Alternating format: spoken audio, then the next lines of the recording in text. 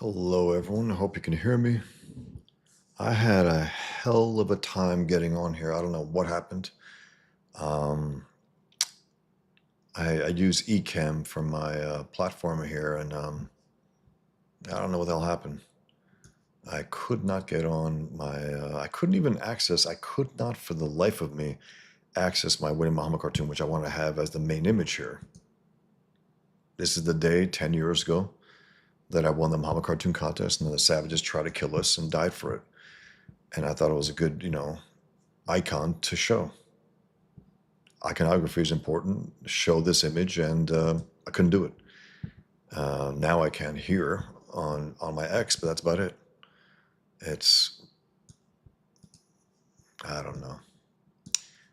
That's my cartoon. That's my Winnie Muhammad cartoon. I won $12,500 for this. Hello, guys. Hey, Mikey. Hey, John. Thanks for being here, guys. Hello out there. I couldn't get on for the life of me. I was supposed to come on at 9:45, 10:45 Eastern, and no matter what I did, I just couldn't. It's very, very frustrating. Anyway, I'm here. Thanks for being here, guys. I know Ethan's streaming. I just wanted to commemorate this day on the day. So I understand that most of you guys are over there, and that's fine. I just want to talk a little about this. It's important. It's an important day for me.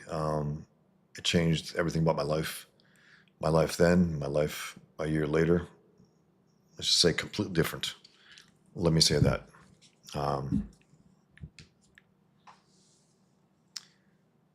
Hey, Mikey, ignore my EBS chat. I typed in the wrong chat. That's funny. Hey, John. Hey, Jimmy. The persistent win.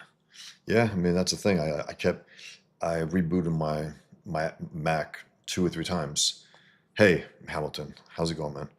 Yeah, so guys, I just wanted to discuss this for a bit, and I wanted to actually draw Muhammad on the air as I'm speaking to you guys as well. And if anyone wants to, pitch for it, anyone on here, let me know. I think that'll be a good way to commemorate this day. I'm just gonna start to doodle something out now. And you guys, if you want to talk, you got some questions, I'll answer them as I draw. I can talk and draw. That's fine. And I'm doing it also on the hard index cards, the ones I'm doing the Muhammad, the Pigman sketch cards on. Hard index cards. Again, you guys, these are really rock solid. I mean, yeah, they could, bend a little, but I was going to have these for the stickers that I had, but it didn't quite work out. They were a little smaller. So, but you know what? Let me read this actually in the meantime. Let me read this. And thanks for being here, everyone. I do appreciate it.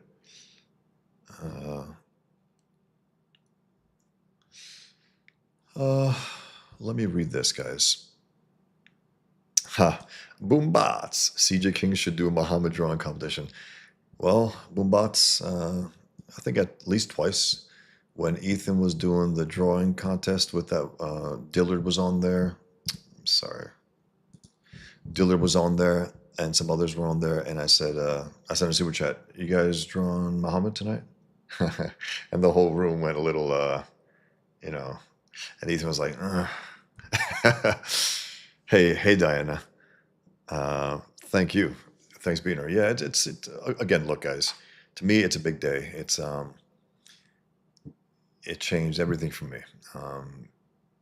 Changed my life in serious ways. And also, again, it let me know who I am, who others are in my life, and so on.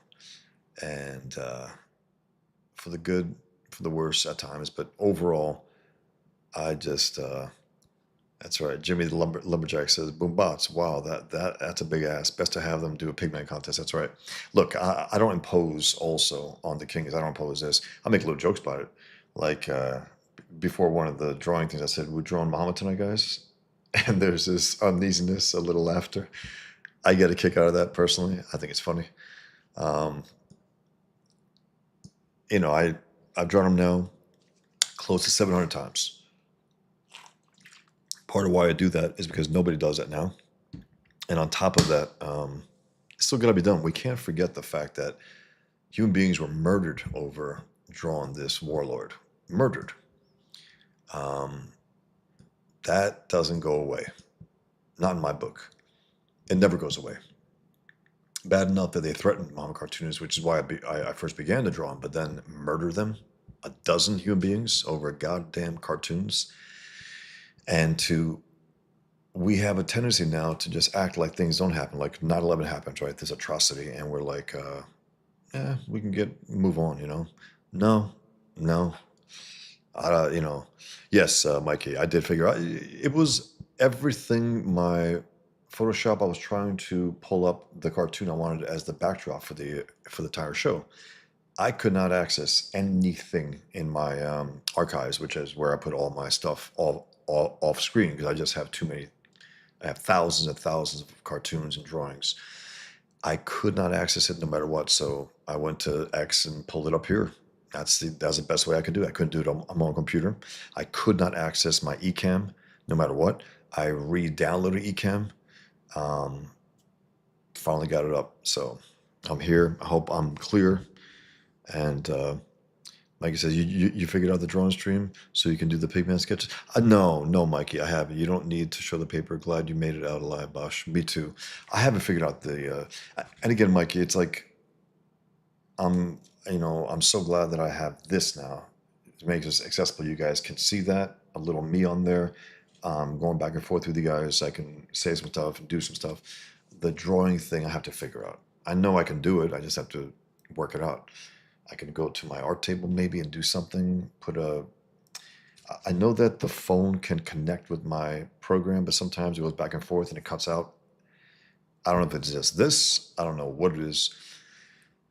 But let me just hit a little away here. Thanks, Diana. Charlie Hebdo Massacre. Now, let me read this. It's a little short take here.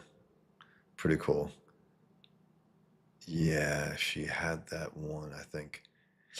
We were at the event. At the event, they had small versions of my cartoon on the tables. And when I saw those, I said, wow. Because I wasn't told that I won. I was told to be there at the event. So I flew in. And a friend of mine happened to live not that far away. So we went there and I almost got my friend killed, So to this day, I'm joking. I texted him yesterday. I said, what a thing to be part of, huh? And we were going back and forth. It's just so cool. Proud to be part of that, man. And again, the guys, it was also the first official ISIS attack on American soil. I know that some people are, like Mike Cernovich, are trying to portray it as it's all the FBI. The FBI was involved. The FBI was in bed with these guys. And my question is, because we can't get to the bottom of this, I asked a question yesterday in an interview I did. For the rare organization. Kafir, how's it going, man?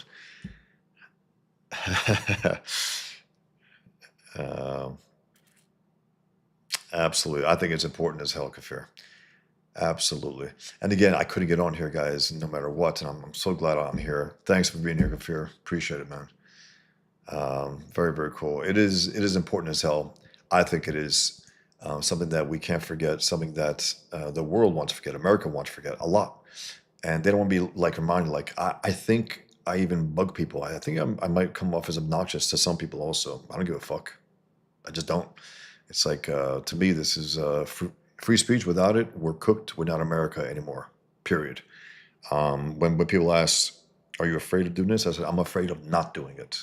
That's what I'm afraid of, not doing it, not continuing it. And if we as a community, as cartoonists, all got together post 2005, when the Danish Mohammed cartoon crisis came out, if we all did that, we said, fuck you, motherfuckers, then I think it would have been a different story. And not even publications published the cartoons.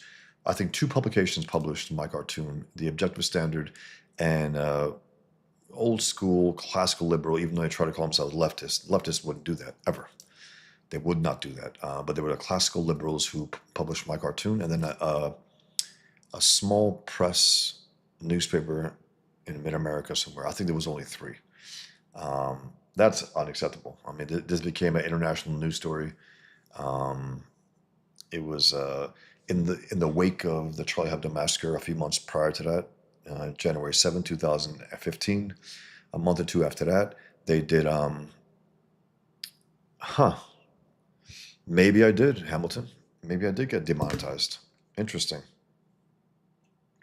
Let me check on my end. I guess I think you're right. Yeah, I think I've been demonetized. Huh. Interesting. 1 second. Let me just see something here. I don't know. I have been told that I've been demonetized. Would they tell you? Interesting. Because can anyone else check just to see what Hamilton saw and what I think I saw on my end? But I wouldn't know if they would allow me to give myself a super chat. But if you want to support me outside of the super chats, which it could be the fact that they have demonetized me, you can go to boschfalson.com. You can go to fund my comic, my Pigman comic book. You can do that. Yeah, YouTube. You know, I guess it is what it is. But yeah, you can go to yeah, no super chat feature. I assume that means that the monetization is over. I assume, even though I wasn't informed of that. Yeah, that sucks. You want to work on all cylinders on this platform, and to be crippled on that sucks, man. What are you gonna do? But again, if you want to support me, you can get what's left of my books and prints on my website and boschfalls.com. And again, Pigman #1. If you haven't backed it, I would really appreciate it. So I'm going to read from this. I wrote this a little while back as a 1.2 million views on this post. I think it's the most views I've ever gotten on any post. And let's see what Grok says about it. You know, that's fine. I want to read my own thing here. That's funny. Puppet Productions. Hello. Appreciate it, Hamilton. Thank you. I think I remember. Yeah. He did back that a little while back. I think digital version. Absolutely. So yeah, I'm gonna read this right now, guys. This is a distillation of the one that I have on my blog, which is Puppet Productions. That means I don't know if you're friend or foe. I'll be able to tell soon enough. You guys always give yourself away if you are. That means you can't send super chats. Maybe by the nature of this thing, I wasn't informed that I can't accept super chats. I wasn't informed of that. I don't know what the problem might be, but that is the case on my end as well. That's unfortunate. Again, you don't want to be crippled. You want to get equal footing with all of these places. I just want to show you something here also, guys. In the meantime, I will read this, but I just want to show you something quick. Okay. It's something that it's 30 seconds, maybe less. I don't know. But it's worth you guys. I think it's worth sharing. This is my. What the hell? Okay. This was 2011. I'm going to have to change something here. And just check this out.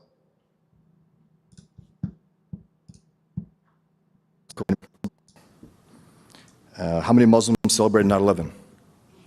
Far too many. How many Muslims celebrate 9/11? Far too many. We don't even know. In America, Middle East, Europe.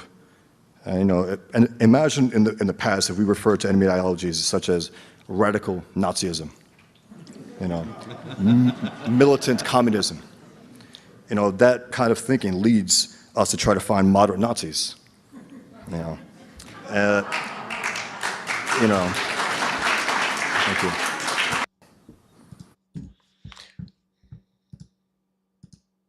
I have to cut off my mic when I do that. Um, it was just, as I put it, I said it's my accidental stand-up comedy moment at a debate on Islam from 2011. Um, it was really fun. It was at the Restoration Weekend. I was invited by David Horowitz to be part of it. It was fantastic, great event. And I was asked 3 hours prior to the debate between Robert Spencer and Andrew C. McCarthy. They were going to fight over is it Islam or is Islamism? That's the problem. Of course, it's Islam. And Andrew McCarthy was going to fight on the other side. And I went there mainly for that event. I was going for mainly that event. Um, and then I was asked a few hours before the actual debate, that if I could be part of the debate. I said, yeah, I'd love to. And so they brought, that's hilarious. Yeah, 10 years ago. That was actually 14 years ago. 14 years ago. Yeah. That video. There were speeches also on YouTube.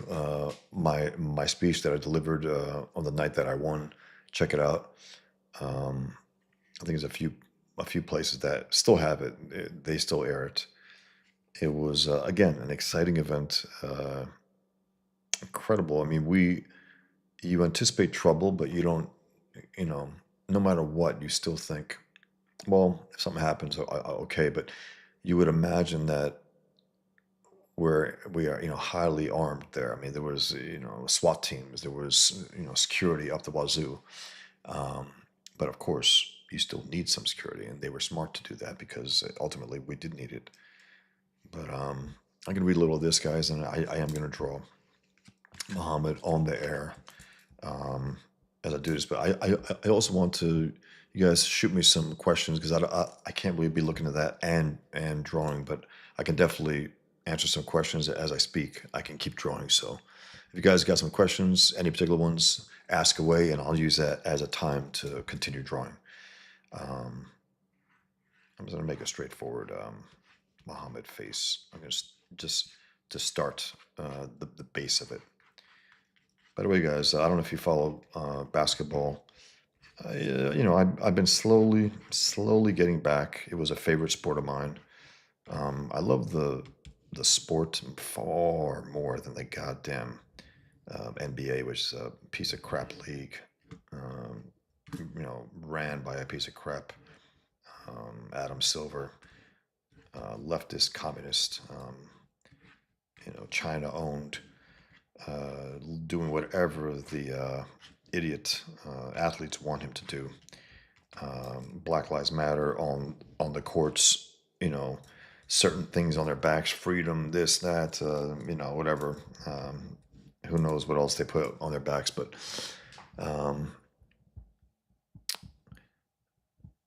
you're all over the place, Puppet Productions. You don't know about Super Chats. How did you hear about Fun My Comic? I don't trust newcomers. I don't know you. You might be new here, and if you are, no offense to you if you're just coming on here, because there are people who do come like that and make a mess of things. But how did I hear about Fun My Comic? I heard about Fun My Comic from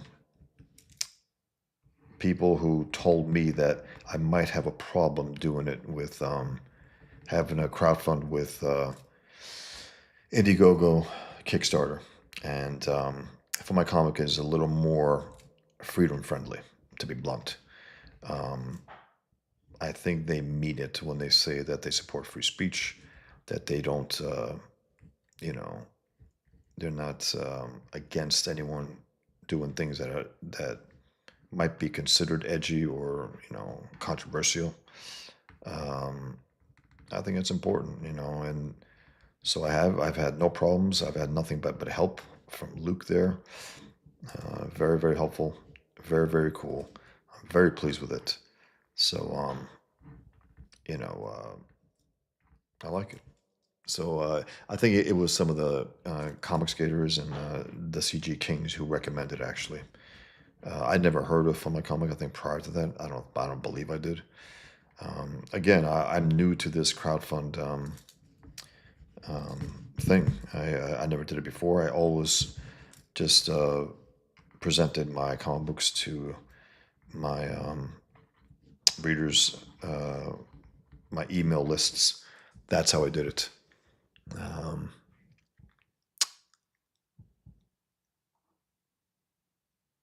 oh, cool. Public Productions. Very, very cool. Yeah, so if that is who you say you are, if you are who you say you are, very, very cool. And again, I'm suspicious of new people. No offense to you. I've had some people come on here and swarm and just do a lot of the shenanigans, right? Um, and I don't want anyone to derail this. And what I do is I just ban instead of wasting my time. If you're here for no good, it's like I'm not here to debate enemies or critics. That's not why I'm here. I'm here to discuss comic books and art and freedom of speech and Muhammad cartoons and so on and so on and so on. But yeah, that's just yeah. It's again. I think it was the Kings who probably gave me the first heads up. It could have been even Cecil after he was banned. I think completely banned. His whole account was disappeared on Indiegogo, which is pretty wild. And again, guys, it's like they will publish any not publish. They will platform anything and anyone, unless the only crime you can commit is not being a clear leftist. Meaning, if even if you do like a generic comic, then I could probably have a problem with that. But if you do an explicitly critical comic, of leftism and all their nonsense, I think they will kick you out. And while they quote unquote have the right to do that, it's fine. Like Facebook has the right to do that, X and all that, right? Fine. You don't want me on your platform? Fine. But when you smear me out the door, when you kick me out the door and say, he's a liar, he's a racist, he's violent, he's dangerous, you have no right to do that. That's an absolute smear that crosses the line. You don't want me on your platform? Any reason? Fine. But when you smear me, that's a problem, and it's a legal problem at that point. And I know people pretend, oh, you can't sue them. Yeah, here's my drawing that I'll just draw my Muhammad drawing as I was talking. I'm gonna ink it right now. Do some stuff here. Um, let's see. Let me read some comments here. And by the way, yeah. So the NBA, the Nuggets just wrecked the Clippers by. Last I looked, it was 69 Clippers, 99 Nuggets.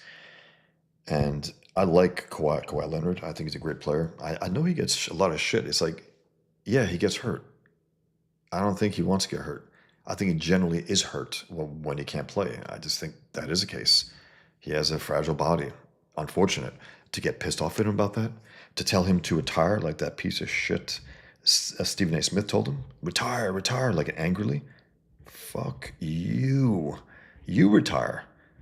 Instead of running for president. Guys, that idiot, big mouth, Stephen A. Smith actually believes he's running for president. Democrats are desperate enough to think that he's their answer. And unfortunately, Trump gave him some hope. Like, yeah, keep going, something like that. It's like, what? Trump can get stupid sometimes. He really can. I voted for him proudly, happily. It was an epic thing that he did on in Butler. Defying the rats who try to murder him. He's been a good president last time and this time. Whatever flaws, he's a flawed man as well, no doubt. But I hate when he says stupid things like that. And I hate the fact that him and his sons are also in bed with Qatar. I can't stand that. And that piece of shit, Tucker Carlson is also, in bed with Qatar. And it's interesting to me, guys. I just posted something about Tucker Carlson and his Jew hatred. And his fans came up and said, fuck you, you kike faggot, to me. It's like, that's not how you prove that he's not a Jew hater. That's really not how you do that. You're making my point here that he is a Jew hater. Uh, and he had to defend himself about his Jew hatred.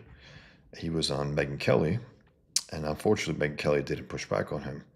And he actually said this, guys, that it's the Israeli government which is the reason why people think he's a Jew hater. And that he called the Israeli government to let them know, hey, man, enough. He goes, I know how this works. I know how this works. And if you notice, guys, also, he's getting a little fatter.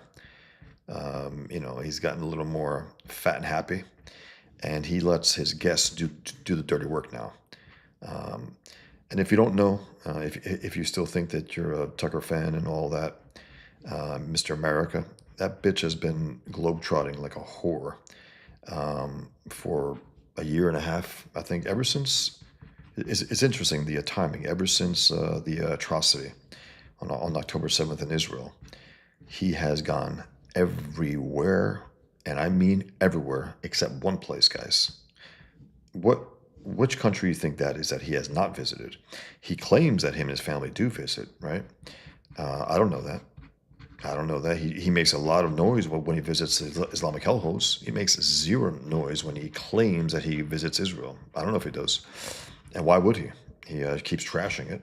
Why would he? Because it's in his mind, Jesus was around there. Okay, that's worth it. Well, I love telling him Jesus was a Jew, bro. He was. He was born a Jew. He was raised a Jew. He was in synagogues. He was a rabbi. He died a Jew. I know there are Christians on here, and you might get offended at that, but it's a fact. There's a reason why they call it Judeo-Christian. There's a reason why. And a guy like Tucker is a compromised guy, and he has a Muslim who funds his media company, whatever that is. It's just him, letting on Jew haters on his show. That's the extent of his media company. Is that a real company? I don't think so. Here's another look as I go along. Just a general drawing there, and I'm gonna pick it up. But let me read some comments, guys. Um,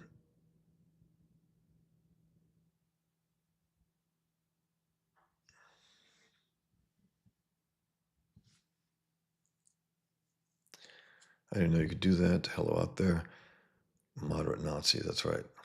I thought that was a funny. Okay, sorry. I didn't think it was a funny line. I just did that, right?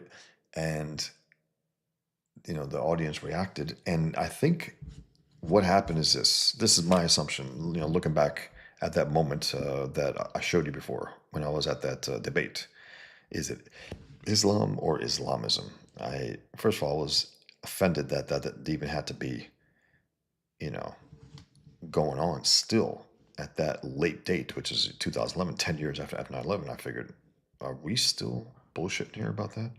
Apparently we were, and we still are, actually. What happened, I think, was it's a very serious debate. It's about death, destruction, religion, war, holy war. And then I said something that was so obviously true, meaning it's ludicrous that we sit here and talk about an enemy ideology and pretend it's not evil, pretend it doesn't motivate the actual war against us, and therefore we call it radical Islam. And it's ludicrous to me. It's so ludicrous that it makes me think, hey, imagine World War II if we said radical Nazism. That's the problem. Not Nazism, but radical Nazism. Radical communism. That's the problem. Not communism per se. That's ludicrous to me. It's retarded, and I think it's incredibly important that we are able to say these things, mock those on the left and the right who play games with our. I got a problem here with this brush. It's funny. It's not really. It's bouncing off the shiny thing. Let's see if I can keep going. It's pretty funny. If you notice here, that part in the top right, it's like bouncing off because it's like a shiny, hard paper. That's funny, man.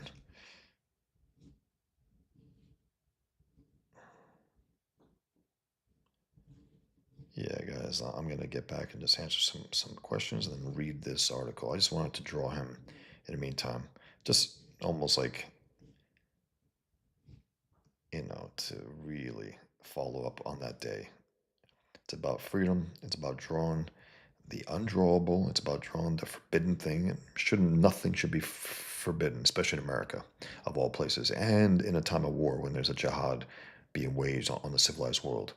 Nothing should be forbidden. Who gives a fuck that they don't want us to draw it? So what? And again, guys, once Muslims slaughtered innocents in the name of Islam over cartoons, they had no moral leg to stand on. Even before that, of course, we were able to draw anything prior to that. But once they murder human beings and then still try to tell us, hey, you can't draw it, you have to show respect. That's it's over at that point.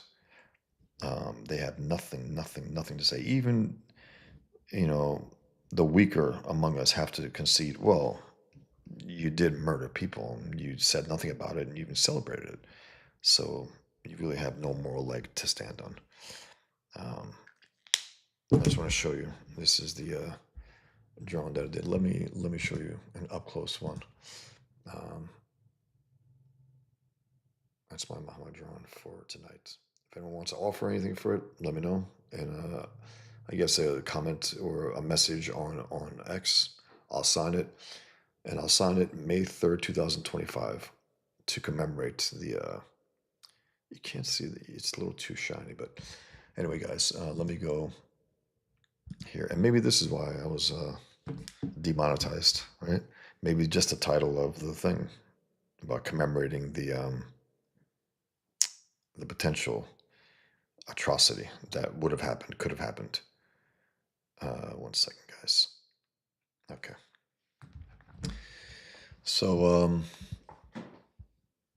let me read some stuff here, guys, and then again, I'm going to read this. And again, this is my most popular post ever. It's 1.2 million views on this on X.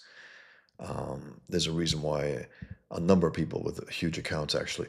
Whoa, I got 320 something people here on X. That is fantastic, man. Does anyone know if Ethan shot some people over here? Maybe he did. If so, thank you very much, Ethan. Thank you very much. Let me read some comments here, guys, as we go here.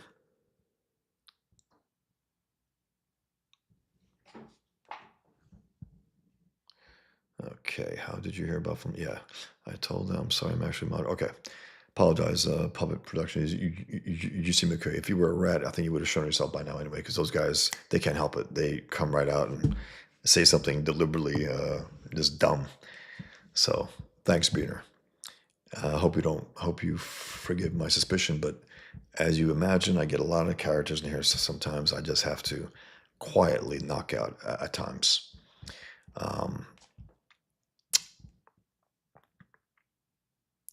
Mikey says, I'm a Celtics fan. Glad LeBron Lakers lost. Me too. Cannot stand LeBron. I can't. I didn't mind LeBron, years ago, pre Miami and all that. I followed Phil Jackson from the Bulls to the Lakers. I liked Kobe. He was, the closest that we did have after Jordan. That kind of intensity, that willingness to do whatever it took to win. And I don't mean cheating. You never saw Kobe flopping. I know people pretend a lot of things and say, well, Kobe did this, that. Yeah, maybe he was a little fucked up in his personal life. Maybe he shouldn't have done some of those things that he was accused of. I don't know the exact circumstances about that, and it was never. He didn't face any jail time, or let's just say these guys do get targeted. These famous guys, they do get targeted, and they're stupid at times. But the point is, he was a great player, and I followed him. And then after him, I love the game, I love the sport. And LeBron came, and I was like, yeah, he's not these guys, but And then he got real stupid. some of the stuff he was saying. Not one, not two, not three, not four, not five, not six, not seven, not eight, championships. As in, that's what he had in mind. He wanted to stack the deck against the league and collect as many cheap rings as he possibly could. Not like Jordan did it, not like Kobe did, running as soon as trouble came. And his whole attitude and his flopping. That to me is the killer. His flopping. That's what kills him. Let's add a few more details, guys. Just a general drone and Mohammad drawn live on this night to commemorate 10 years since that attack. Again, it was the first attack on U.S. soil from ISIS. They were in touch with the killers, with our would-be killers, and the FBI was involved. We don't know the extent of it. And I asked a question yesterday on that one interview that I did. Was he Muslim, the FBI agent? Is he Muslim? Is that why we hear nothing? He was dressed in Islamic garb at the event when he was arrested down the block because he drove off as soon as the shots were fired from his savage cohorts. Is he a Muslim? Is he playing both sides? Do they know that? Are they trying to bury that? I need to know. I'm going to push and push as much as I can, any contact that I have from, to try to reach Kash Patel and Bongino. I had a chance to speak to Bongino a number of years ago. He was a superhero fan, so I gave him my Pigman comics. I never heard back from him. Is he a pussy? Maybe. Is it as simple as that? Maybe. He's a comic book fan. I figured, okay, comic book fan. I assume you hate jihad. Maybe, you'd like to read this. Never heard back. Don't tell me you're a comic book fan because I will put you to the test. I sent Nerdrotic and the old guys also comics and a number of years ago. Never heard back. Nothing. Tells me that they're not really comic book fans. Whereas Ethan will have me on Trashcast. Kudos to him. And very good for me. It's really cool, man. It's like to be part of this movement, which I never thought I would ever be part of any movement, really. Not even the Objectives movement. I was never at the conventions, at the conferences until 2009, my first one. Went to a few of them, and that was about it for me. And then I'll go to Craig Biddle's conferences, who I like very much. It's the only Objectives conference that I think these days that I probably would like, even though there's another one coming up at a certain point I might be able to go to. Anyway, I'm rambling. Let me check out your comments here. And then I do want to read this to you guys. It's a distilled version of the one that I have on my website, which is called Draw Mohammad Challenge. Check it out when you can. Also, guys, if you're interested, I thought about doing some kind of spaces on X. Let me know if you're interested. Message me. We'll see what we can do. We can hear each other's voices. I know there'll be some potential problems in there. Hey, just ban them if they get a little out of line. If you got a guy, Allahu Akbar, screaming, or, but Israel, I'll just knock those rats out. So let me, Hamilton Berg said, do you think you will ever stop drawing Muhammad cartoons? I don't know, Hamilton. Will they ever stop murdering people? Will Muslims ever stop jihad is my question. So long as they do that, so long as I get threats, so long as, I'm a free man who wants to defend freedom and fight these scumbags, I don't think so. I didn't know if I would, looking back, did I ever think I'll be drawing for 20 years as I have? This is the 20th year that I've been drawing Muhammad. I've drawn him, again, close to 700 times, if not 700 times. And I'm still here. So this idea that it's a death sentence, it's a lie. It's what cowards say. You don't just drop dead if you draw Muhammad. You can't be an idiot. You can't be reckless. You can't, go into Mecca and say, hey, try to crash into Mecca and let me draw Muhammad here. Hey, it's free speech, right?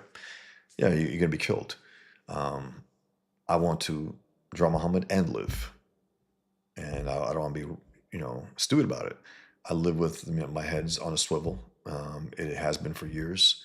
That's just the way you got to live at a certain point, and you have to take some precautions. But you can still make it. You can still live. So that idea, I think that's just bullshit. And again, sometimes I feel to challenge other people, and that's when I wrote that the Draw Muhammad challenge, and I called out Frank Miller in particular in that one. Because he talked a good game about free speech for years, guys, from the 80s, 90s, 2000s, and he stopped. And I mean this, he stopped around 2005. Why?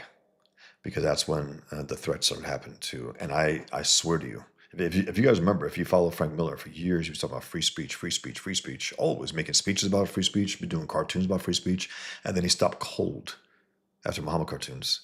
It's like, damn, bro, I think you don't really support free speech.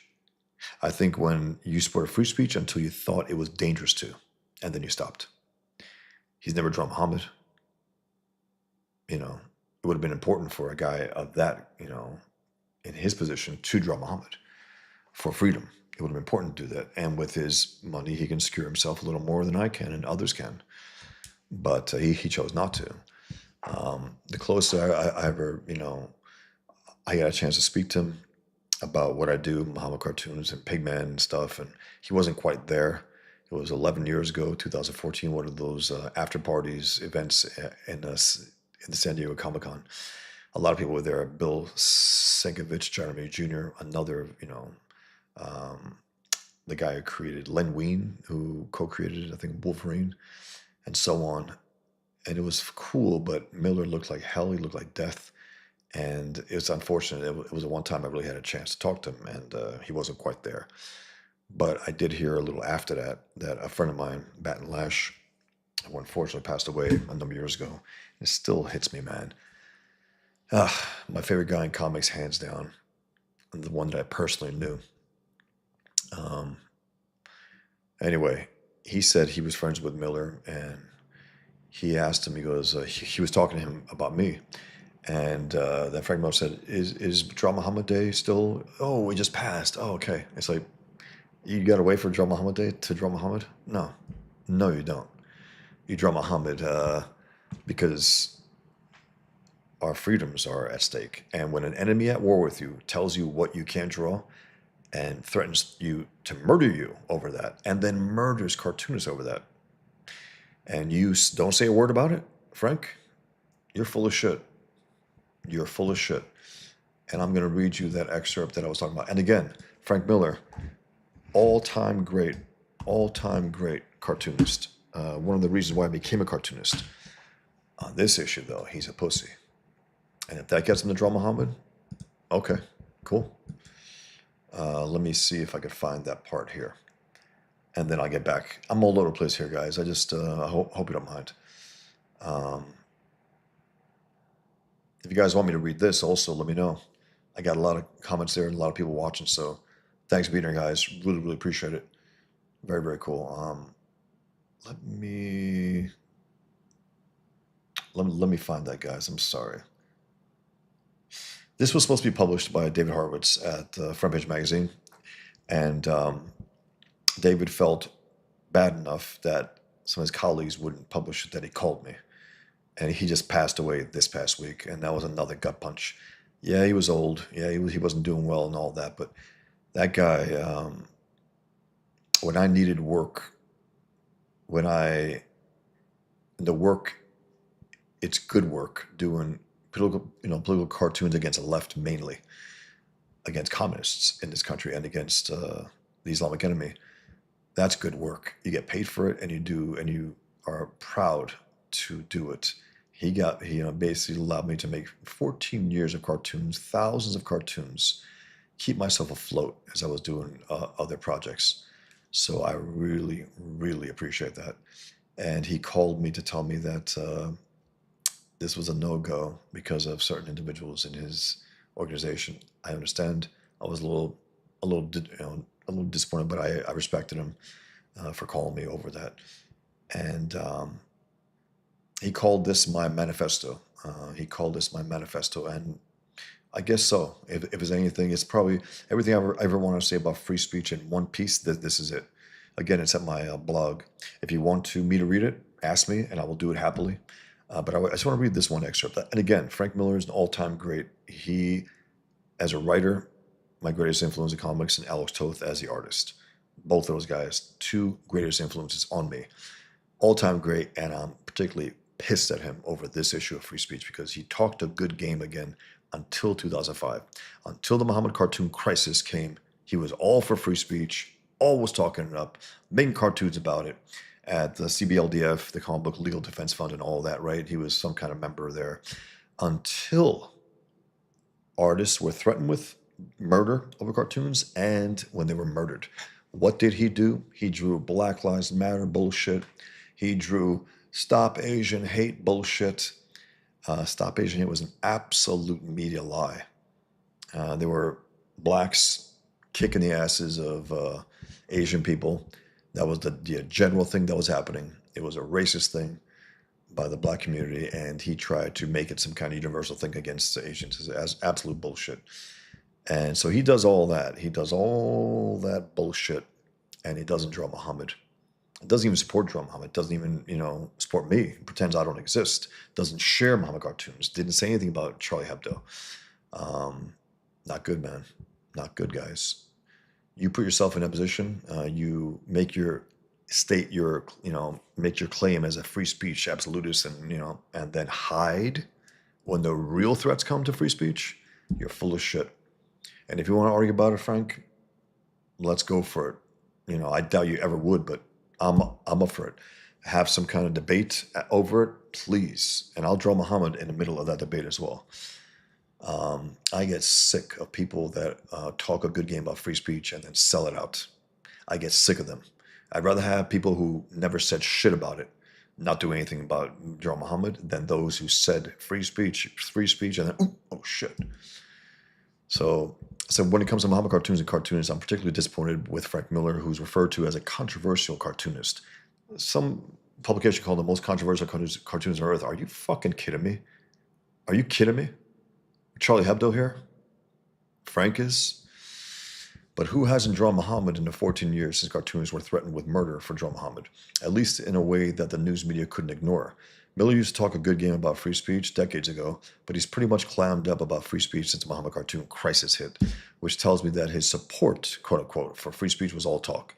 If you're not going to support free speech when it most matters, then I don't want to hear you yap about it when it least matters. Really pissed me off. And again, guys, I'm not just some pundit out there. It's important, this issue of free speech. To me, it's a life or death issue. It's without free speech, we're no longer Americans. We're no longer America. We're no longer this country we're the only country on earth who has enshrined our natural free speech with the power of law behind us to back it up. The only country on earth. People will argue, well, other countries, yeah, sure, we have the First Amendment. They don't. That's a big, big difference. It still doesn't, make sure that we will not be punished for certain, things. Because again, someone doesn't want to hire me, Marvel and DC, for Draw Muhammad. I get it. There's a lot of pussies out there. I understand. But let me read the comments, guys. Thanks for being here. I really appreciate it. It's a lot of people watching here on X. I really do appreciate it. If it was Ethan or someone else, thanks for sending people my way. I think I just saw that Ethan ended his stream. Maybe someone mentioned it in the chat. If you did, appreciate it, guys. Thank you. Or this is just an organic thing, and I did send a mass email out to my followers to check this out, even though only half of them were able to get the email, because the mass email thing I was using said, no, we can't send any more right now. I'm like, they said because of the subject matter. All right. Anyway. Okay. Jimmy Lumberjack says, obviously you received some backlash from your family. Did they accept your path? Not really, Jimmy. Even those who still like me, I spoke to one of my Muslim cousins recently. It's never about my work. Never about my work. It's all about other things. And they know me as a human being, as someone that they know very well. They know they don't like this stuff. They won't necessarily support it in any real way. But there was a break, a clear break, especially when I, left Islam, got into Ayn Rand. They recorded conversations with me and my cousins who I was recommending the Fountainhead to, talking about objectivism, trying to make them understand, real morality, a morality based in reality, not based in some warlord's fantasy, like Muhammad's fantasy morality, which his morality was basically um, whatever I want to do because I'm Muhammad. I can do whatever I want. I can kill. I can sleep with anyone I want. I can take my stepson's daughter, wife, because Allah tells me so. Right? He saw her somewhat almost nude, and all of a sudden he had a revelation. You can have her. Oh, okay. And he told his stepson, he goes, okay, all right, you can have her. That's what kind of guy we're dealing with there. And when he got the numbers, when he started raiding the Jewish caravans, is when he started getting real followers. Prior to that, maybe for 13 years, he unsuccessfully was able to get maybe 150 followers. And after he started raiding the Jewish caravans, when he started to get the numbers, and when he got the numbers, all of a sudden he got the revelation that he can go to war. And then he went back to Mecca and smashed all the idols of the other religions and took over that spot into that big black box. That's you'll be able to see the Kaaba in issue 1 of Pigman, of my Pigman comic book, which I'm going to pitch at one point during this live stream as well. Again, thanks, Peter, guys. I'm going to go through the comments. I can say a lot more about that, Jimmy, but just to keep it simple, no, they didn't accept my path. They didn't like it, but what are they can do about it? Kill me? I guess they could if they were devout, but they're not. They're passive Muslims. Puppet Production says my comic book is Sanjay Comics on Fun My Comic. Okay, but I'm terrible at self promotion. I don't know. Slime and Brandon, I love this. Thanks, appreciate it. Black Lives Marxist, absolutely, Diana. I'm glad you're doing well there. I am. I'm very pleased with it. Zero problems. Been very, very helpful. Whatever problems I had, whatever they might be, taken care of right away. So thank you, man. John Porton says, hey, John, Pigman is going to be a hit. It will grow more and more. I hope so. I think so, John. I think once people read it, I think issue 2 will do better than issue 1. I believe that. Again, this is just something quick. Ethan was EFAPing Yellow Trash's coping stream where he trashed me, trashed Bacillus Lolos and Ethan and John. Try to mock John for drawing Cable. It's like, are you kidding me? What an asshole. And then he called Pigman this piece of shit Pigman. And, as in Ethan doesn't trash that. He doesn't criticize that. He doesn't take that apart, something like that. And Ethan, I think he was choosing his words like, it's interesting. We're all different at Comics at Kings. We're all different, all of us. But Ethan did say the one thing that to me matters the most. He goes, he's a storyteller. He's an artist. And he's deceptively, primitive art, which is fine by me because I do try to cut to the bone. I try to keep it as simple as I can without getting in the way of the story, of the reader's view. I'm not going to be a guy like makes 1,000 lines on a face like a Jim Lee does, if not 100. Just to doodle away and noodle away. I don't do that. Here, yeah, with a beard, I'm going to draw all that in, sure. Certain things, but outside of that, nothing that doesn't necessarily belong there. I don't like putting things that don't belong in certain panels and scenes and so on. I like just enough. And of course, you can't skimp on buildings, you can't skimp on technology, you can't skimp on certain things, clothing and whatnot, and scruff. You want to put all the little details in there, sure. Outside of that, I don't think so. I don't care for that personally. I'm a storyteller. That's the thing. There's a reason why Frank Miller is one of my favorites. Not for his art necessarily. Look what he's doing now. It's shit. I'm talking about his storytelling ability and his writing. That's what makes Frank Miller Frank Miller. And that's why I think Frank Miller can continue to do great work, but he doesn't. Why? I don't know why. Just write, Frank. Don't worry about drawing. Get these other artists to draw, and you tell a hell of a story. I know you still have it in you. And then you got Alex Toth, to me, who's the greatest comic book artist of all time. And he didn't skimp anything, but he got to the point. The truth is a very simple thing. Lies are very detailed. It's like lies are plural. Truth it stands alone. It is singular truth, and lies are plural. There's one objectivist who said something along those lines, Richard Salzman, which I thought was a great way of putting it. He's absolutely right.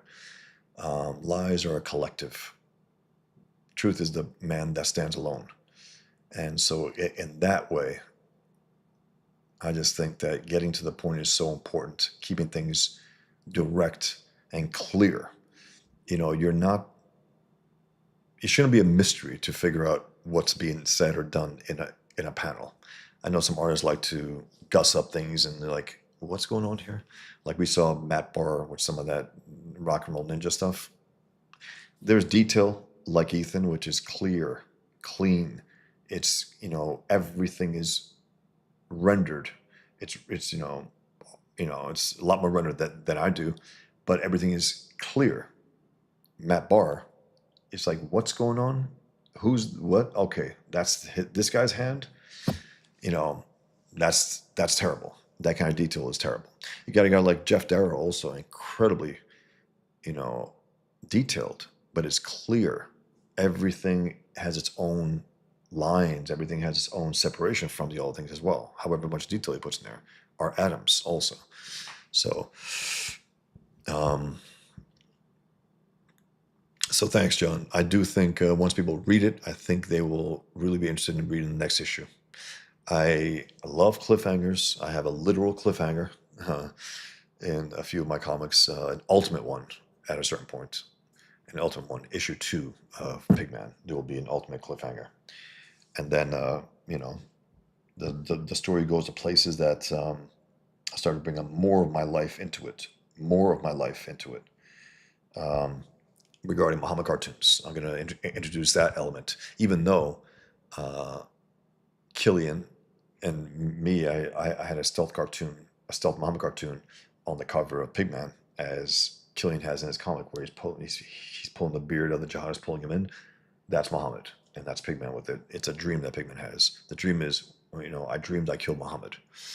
And along those lines, I have my flip book on my website, my Muhammad, the flip book. Check it out, guys. I'll be getting it soon. It's talk about a unique thing. I don't think there's any Muhammad flip book out there, and Pigman is in there as well. So that's a little bonus. Check it out. It's at my store, boschfawson.com. And let me keep going, guys. Hail Hamilton, Mr. Yonofew. Jimmy Lumjack says, preach it, brother. We know it true in the pig pen. This is the pig pen. I think Jimmy coined it at this area right here, guys. The chat is the pig pen. I'm good with that.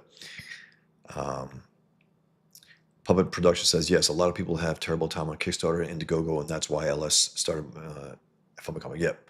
Luke Stone, absolutely. No doubt about it. Very, very pleased. And, people said, you'll make less on this one. Well, at least I'll be on here, right? Even if I do make less, meaning it's a smaller platform, I'm not going to be kicked off it. I don't think what I do is controversial, personally speaking. I think others, think that. I don't think so.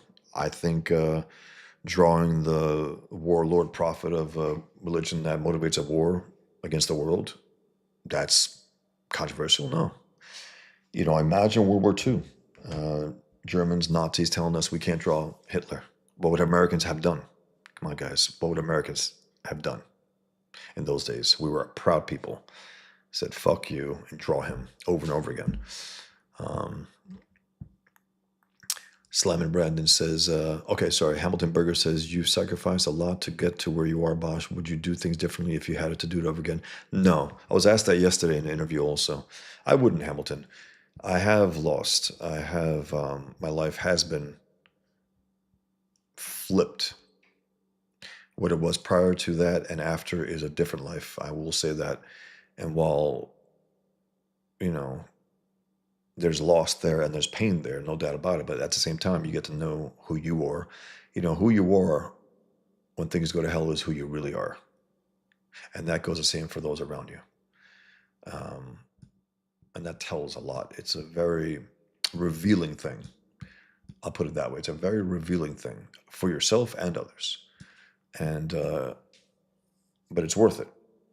To me, again, I was asked, are you afraid of doing this? I'm afraid of not doing this. Um, Without the freedom to say what I want, draw what I want, argue, persuade, tell the truth, that's not life if you don't have that. So I think it's worth dying for. In the end, I think it is. I don't want to die. I want to, do these things, write these books, have people out there and draw Muhammad and live, of course. But if I were to die for it, well, what a way to go! Isn't that the case? What a way to go! Because it's like that's to me the ultimate freedom. There's a reason why the First Amendment is called the First Amendment. That's why it is the First Amendment. You know, there's a reason why. And then people say, no, the Second Amendment, Amendment is more important. No, it actually isn't. It's a proper positioning. First Amendment, Second Amendment to back up the first, and also to check the government if they get out of hand. That's really why it was created. The Second Amendment. It wasn't just for hunting, as leftists say, these lying rats. It was to turn those guns towards the government if they get out of hand, if they become tyrants. That's why our founders were wise men. They understood the nature of government and politicians. Again, thanks, Peter, guys. It seems like numbers are growing here, so I really, really do appreciate it. Thank you very much. Whoever is responsible for this, thank you. Or I don't know. I did get more followers off of X. I did called Amy Meck posted a number of things for me, so that was very, very kind of her. Thank you very much, Amy. And I got a good number of followers too, which is very nice. I got a few hundred followers in the last day or two, so thank you. So yeah, Hamilton, I would do it again. Yes, there's no doubt about it. Again, there are certain hierarchy of values, right? It's like freedom to me is the ultimate one. Without that, what do the others mean in a lot of ways? If you can't live as a free man in allegedly a free country, and there's a part of me that also, it's like you want to keep that kind of hellhole at bay. You want to keep the worlds that do not draw Muhammad. Look at the worlds. Look at the countries that don't have free speech. Look at the countries that don't allow you to draw Muhammad. They're hellholes. So, I don't want to live in a hellhole. I want to live in a great country that can flourish, that can be the envy of the world, which is what we still are. All things considered, we still are that country. So thanks for asking the question, Hamilton. And yes, that's indeed it. And again, I just drew this, guys. If anyone wants to make an offer for this, let me know. But these things go for usually 35 to 50. So if you're interested in it, it's just drawing it tonight. Again, I always draw them with a horned turban and a Hitler mustache. There was a love affair between Hitler and Muslims. If you don't know that, the Muslim Brotherhood used to send basically love letters to the Fuhrer and the Grand Mufti of Jerusalem, the quote-unquote Palestinian, went to Nazi Germany, and his thinking was that these goddamn Germans are lazy. They're not killing enough Jews. He tried to expedite the Holocaust. Sat down with Hitler and invited by Hitler, and they were there. Muslims were supporting the Holocaust. They were all in on Hitler, and they believed he could achieve. And what do you think would have happened, guys, if Hitler had won? You think they would have coexisted, the Islamic world and Nazi Germany? Absolutely not. Whatever people say, whenever you see leftists supporting Muslims, right, as they do, they support Hamas and all this, they go against Israel. And idiots on the right also, who I think are on the left. Guys, if you're going to me, racists are collectivists. They don't belong on the right. The right is about individualism. Hitler was a National Socialist. National Socialist. National Socialist. I will repeat that till I bore the hell out of you. I'll repeat it if I'm obnoxious about it. It has to be said again and again and again and again.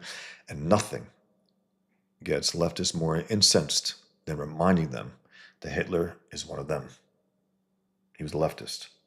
And all these right-wing guys who are pro-Hitler and anti-Israel, these guys are leftists. They are socialists. You see Nick Fuentes trashing Trump, praising AOC, calling AOC more America first than Trump. Guys, this is who we're dealing with here. These are infiltrators. They are bad actors. And you got Tucker Carlson, that piece of shit, that doughboy. Again, on Megyn Kelly, why do you think he has to defend himself being called a Jew hater? I don't have to do that. Others don't do that. Why does he have to? Because he is. And he invites Jew haters on his show and he spreads their poison. And again, this is someone here who was raised to hate Jews, who was raised to think that Jews were the scum of the earth. I was raised to believe that. I was raised by people who, and cousins who look at me and my brother and say, Hitler would have loved you. The idea of being blonde, blue eyes, and, redhead and so on, cousins of mine. And they admired Hitler. That's why I call him, he's like an honorary Muslim Hitler, because in their mind, well, he killed more Jews than anyone, so he can't be that bad. They forgive his infidelity on that basis. So yeah, that's where I'm coming from.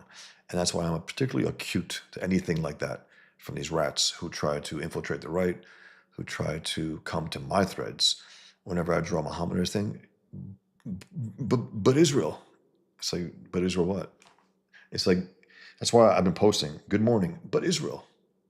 What do you want for lunch? But Israel. That's more or less what they're doing. So I'm sick of these rats, and they got to be pushed back. They got to be knocked out of the right and exposed what they are. These are not right-wingers. They're not pro-individualists. They are not pro-freedom. They are collectivists, and collectivism is not a right-wing thing. That's a leftist thing. That's a tyrannical thing. Otherism, collectivism. Thanks for the question, Hamilton. And yeah, I would do it all over again. No regrets. Big changes, absolutely. Led to certain things, but that's a thing. You want to know also who around you is gonna fold or not. Also, you want to know those. You want to know those people. Again, as I put it,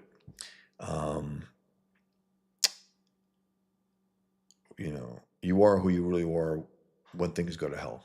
When things go to hell, you are who you really are. That's who you are. Not when things are easy and light and, you're not doing anything that's considered controversial. When you get blowback from savages for doing things like this and how you react to them, how you respond to them, that's who you really are.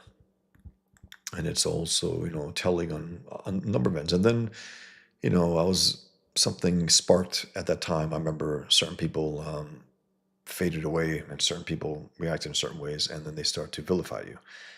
And those are not good people. And as I put it back then, I said, nobody vilifies you more than those who betray you.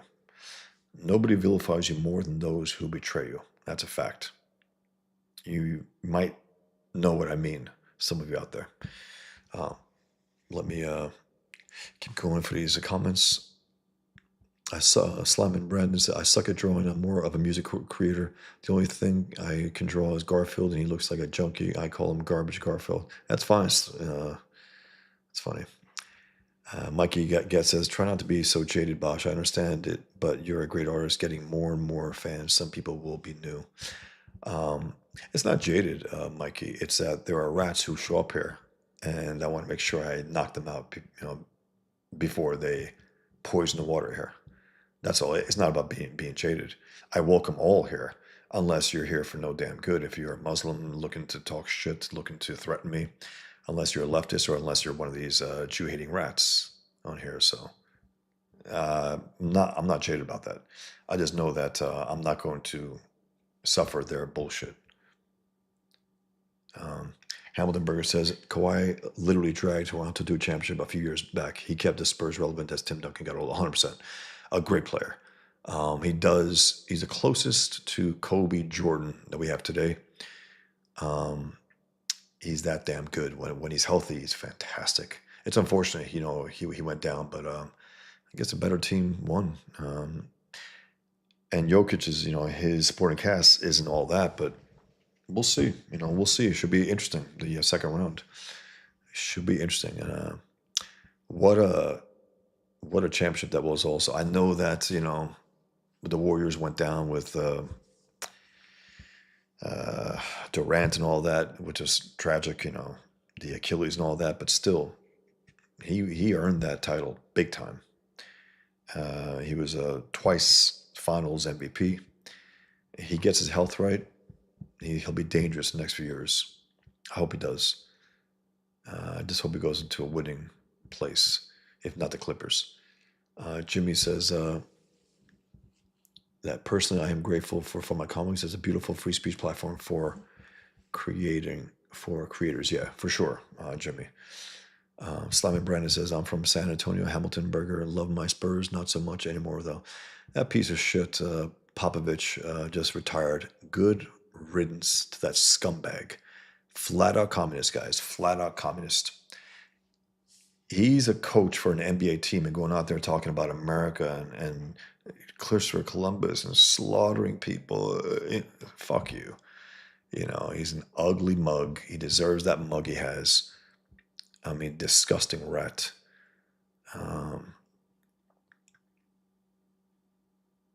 Interesting. And Mikey says to Puppet Productions, yeah, thanks for FMC. It's the easiest to use too. Is that right, Mikey?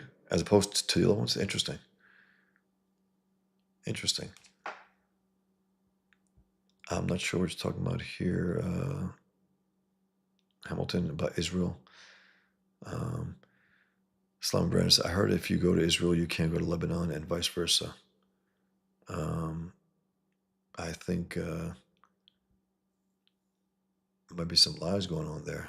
That's what I think. Don't believe anything you hear from the media, especially from Muslims and the Hamas media, which we have. It's a Hamas media. I don't think it's true at all. I don't think there are these. Now there is in Mecca. I can't go there. You guys can't go there. Non-Muslims are not allowed. Why is Tucker Carlson making commercials for them? Why? Why? Have you seen that? Check it out. It's grotesque. Piece of shit.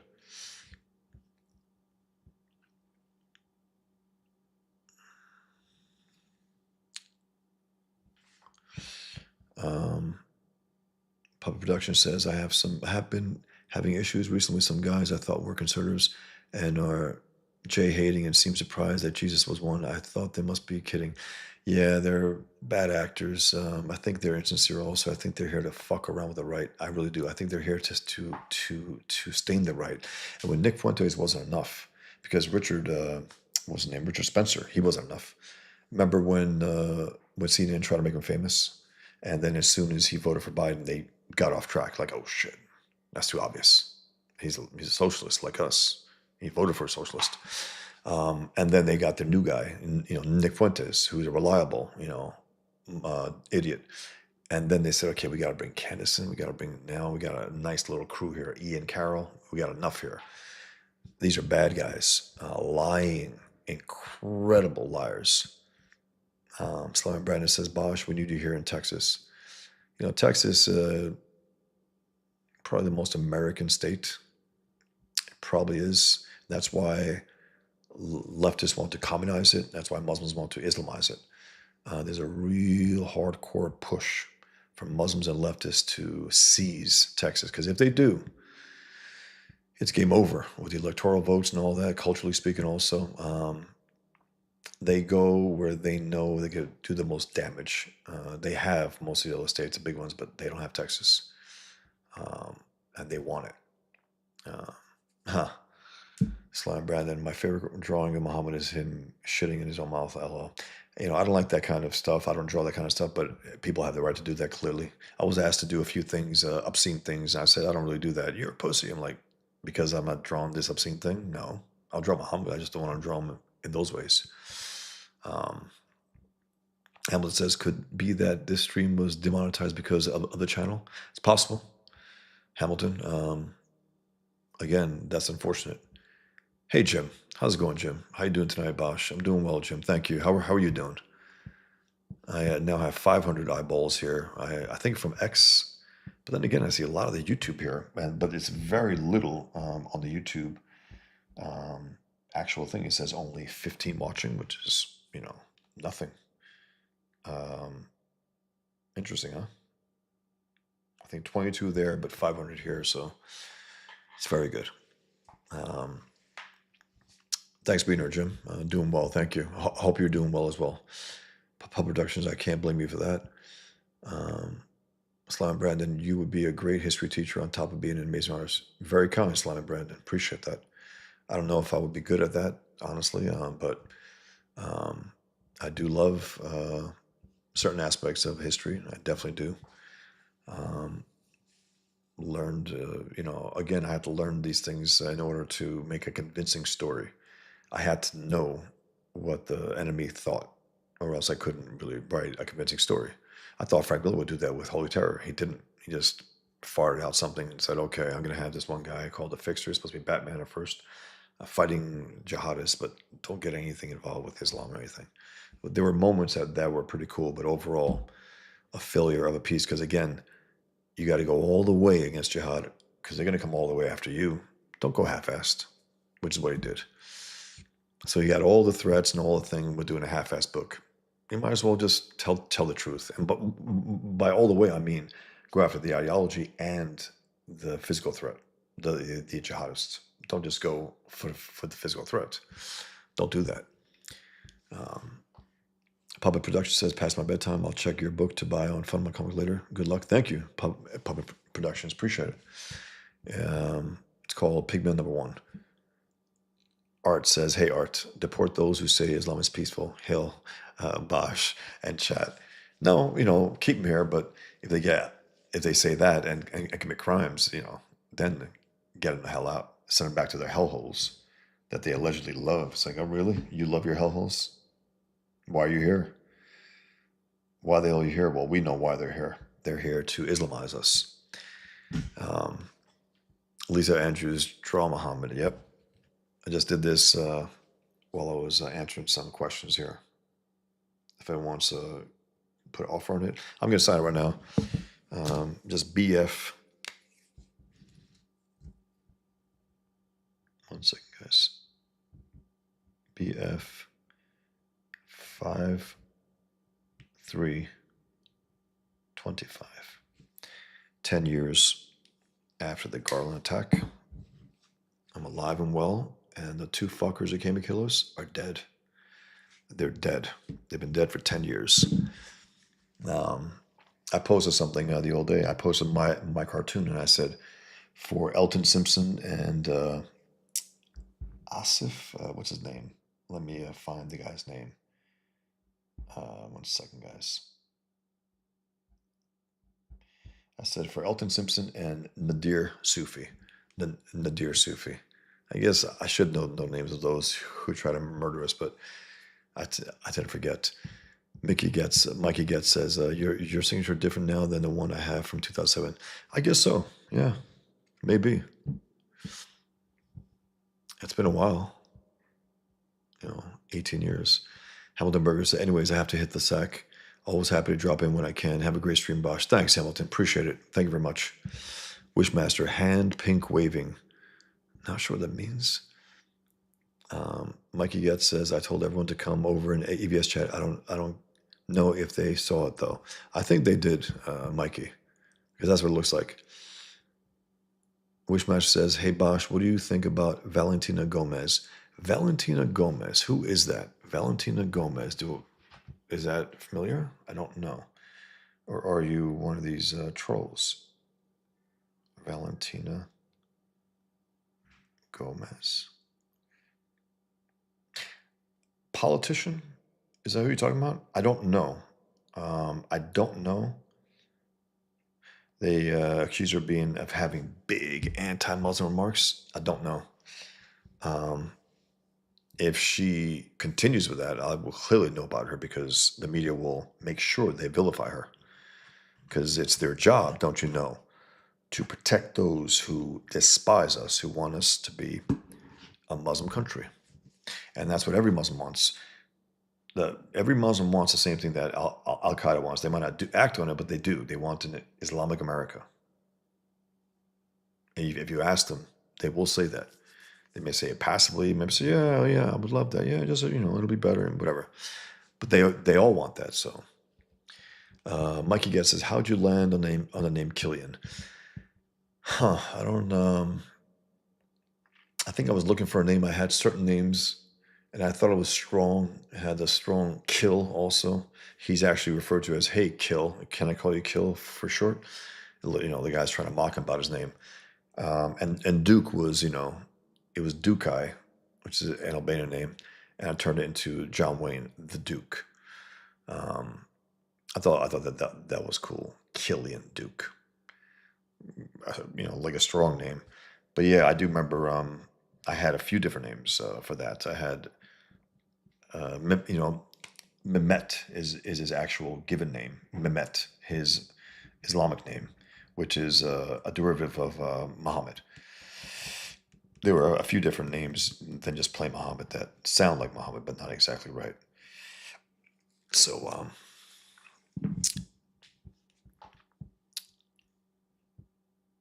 David L says, "Hey Bosch, could you tell the TLDR of the Garland attack?" I'm not familiar. The TLDR.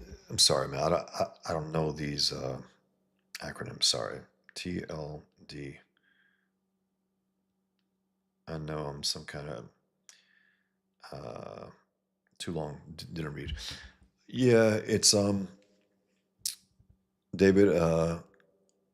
It was the Charlie Hebdo massacre, January 7th, 2015.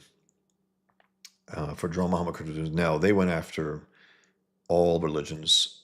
They were equal opportunity offenders, and only Muslims were the ones who wanted to kill them. They firebombed their offices in 2012. I remember that because I remember drawing Muhammad in a very bloody way with a dripping Hitler mustache. I do remember that. And 3 years later, January 7th, 2015, two savage Muslims went into the offices of Charlie Hebdo and slaughtered a dozen people.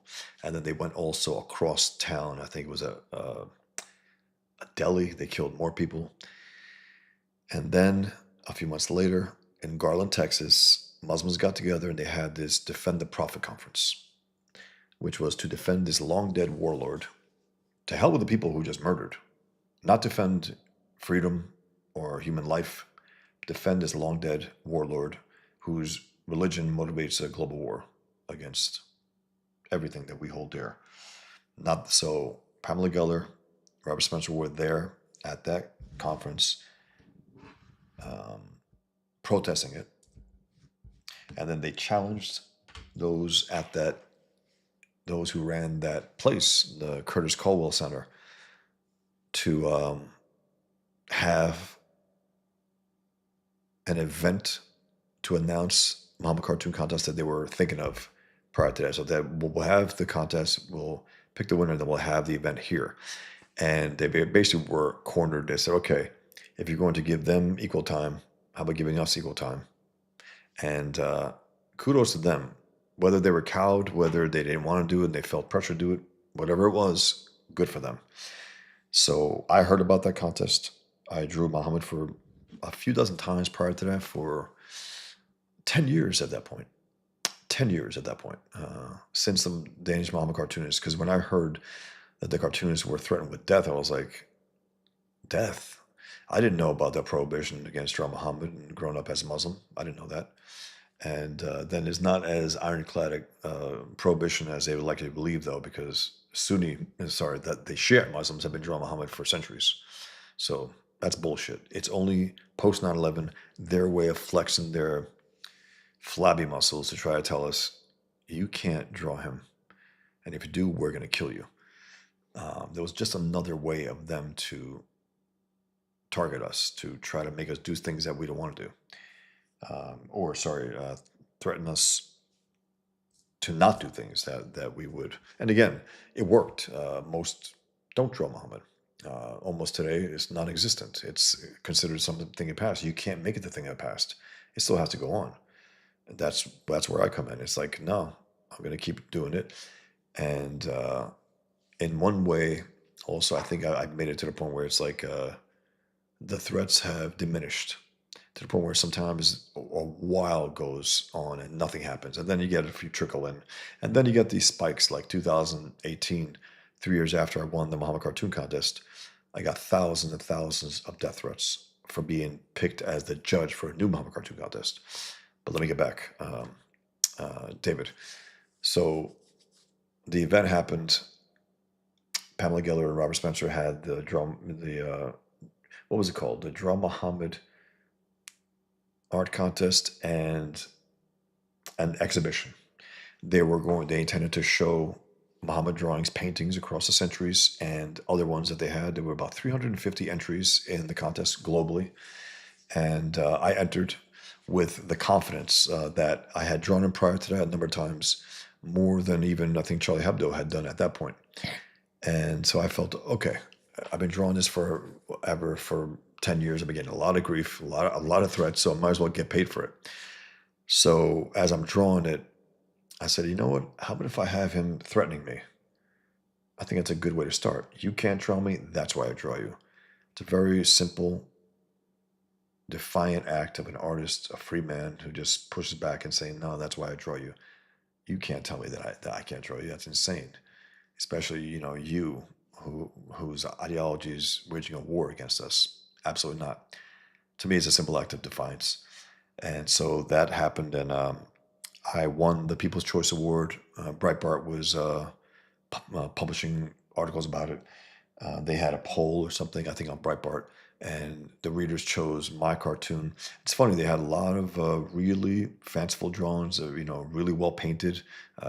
Arguably, one could argue better drawn than mine. But I think something about the point of it, the very direct point. And again, this is where you might get too busy doing things. I said, no, I'm going to keep it simple. I'm going to, as Toth says, lay it down, cut to the bone, and also draw the hell out of everything else. He didn't say that exactly, but something along those lines. So yeah, this is a simple drawing, but I think it also makes a clear point. You can't draw me, that's why I draw you. He's screaming, he's yelling, and the artist is quietly saying, that's why I draw you, in a calm fashion. There's no, that's why I draw you. No, it's just, that's why I draw you. I thought that was important to do. So I won the People's Choice Award, and then the rules were that if you win the People's Choice Award and the final award, you will only get to $10,000, because the People's Choice Award, you were supposed to get $2,500 to win that award, right? And then if you win the other, the big award, which is the total award, not just for the People's Choice Award, for the judges, choosing the winner, you get to $10,000. But Pamela and Robert were kind enough that when I did win it, they gave $12,500. That was really cool, because I won a People's Choice Award and the overall award. And again, there were a lot of drawings. I got ripped by some of the artists. Man, you suck compared to mine. I was like, all right.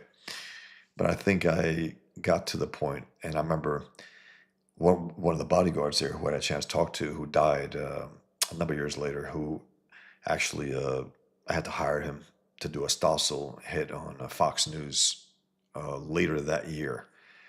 I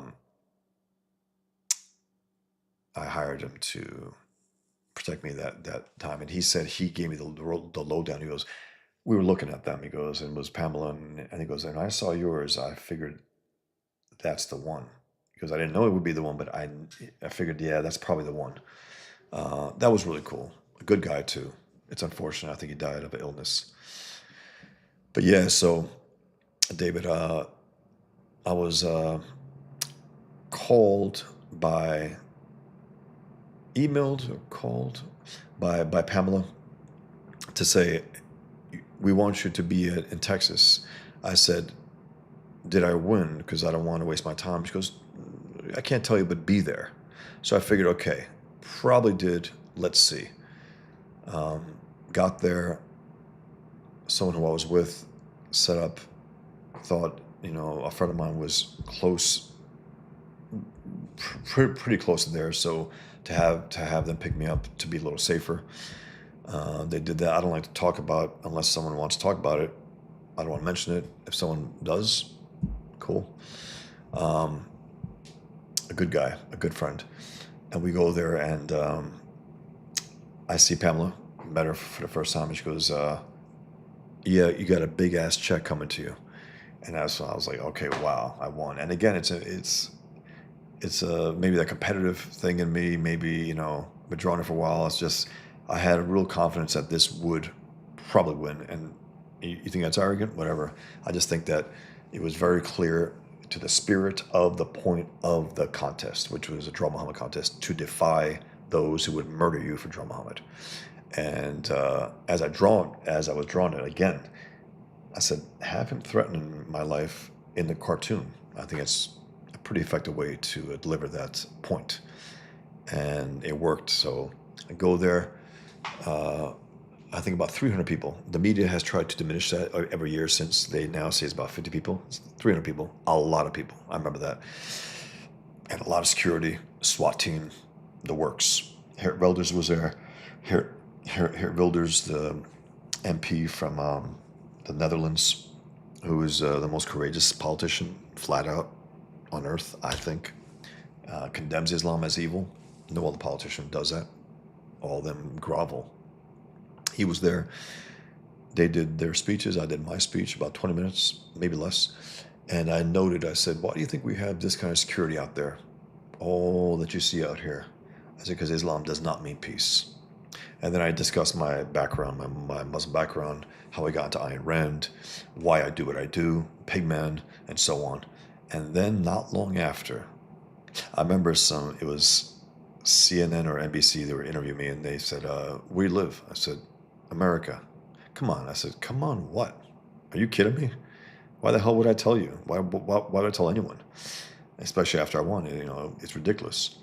So we're there, and then my friend comes to me and says, hey, there was a shooting.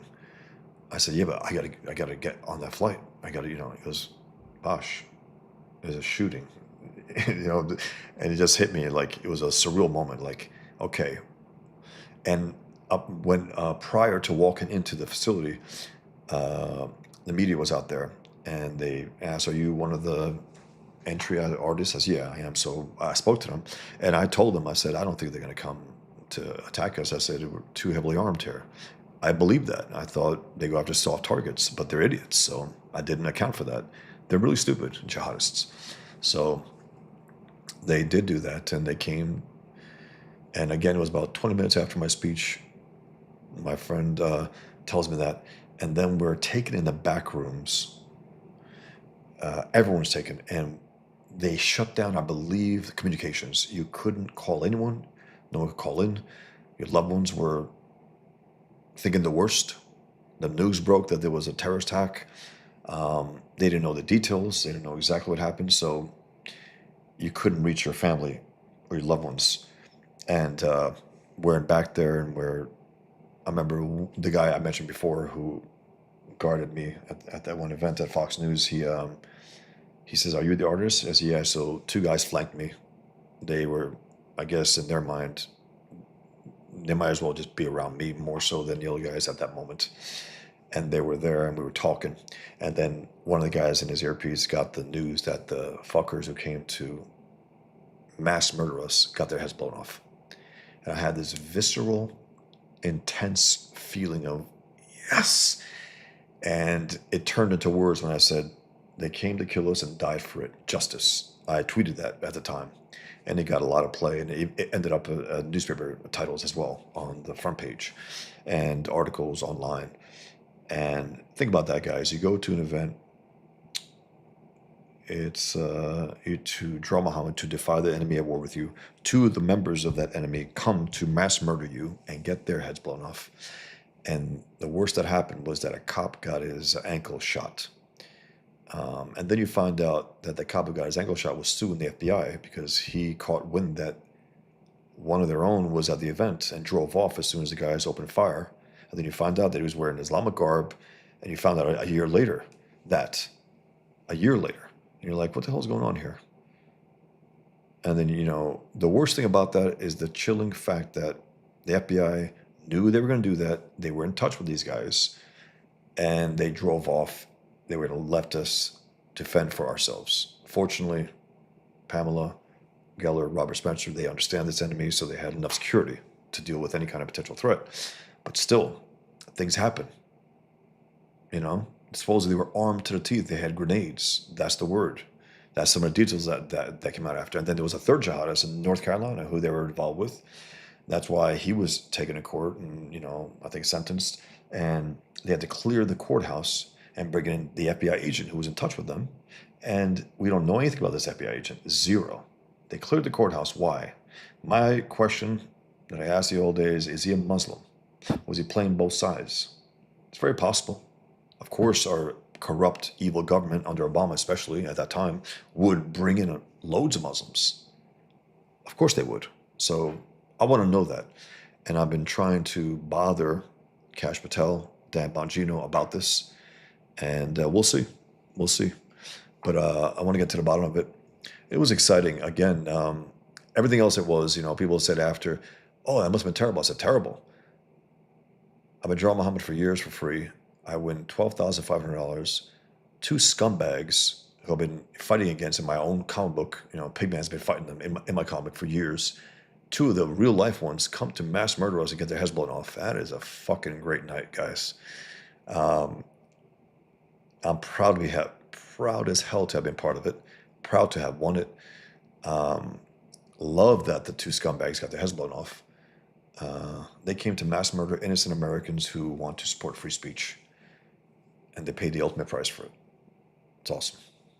So that's a rundown, David O.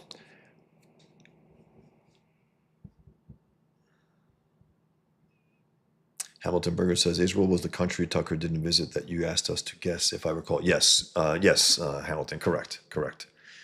I think you left by now, but I just want to mention that. John Portland, Florida is more American than Texas. Hey, there's a battle there, definitely a battle there between the two states. It's funny. I think Floridian would say that, and Texans would say the other thing, so it's funny. David L. says, in the 90s, you saw skinheads and neo-Nazis. Oh, yeah, definitely. But again, guys, no one wants to tell you this, and even idiots on the right want to perpetuate, like Tucker the old day, the idiot, perpetuated the idea that, and also Douglas Murray.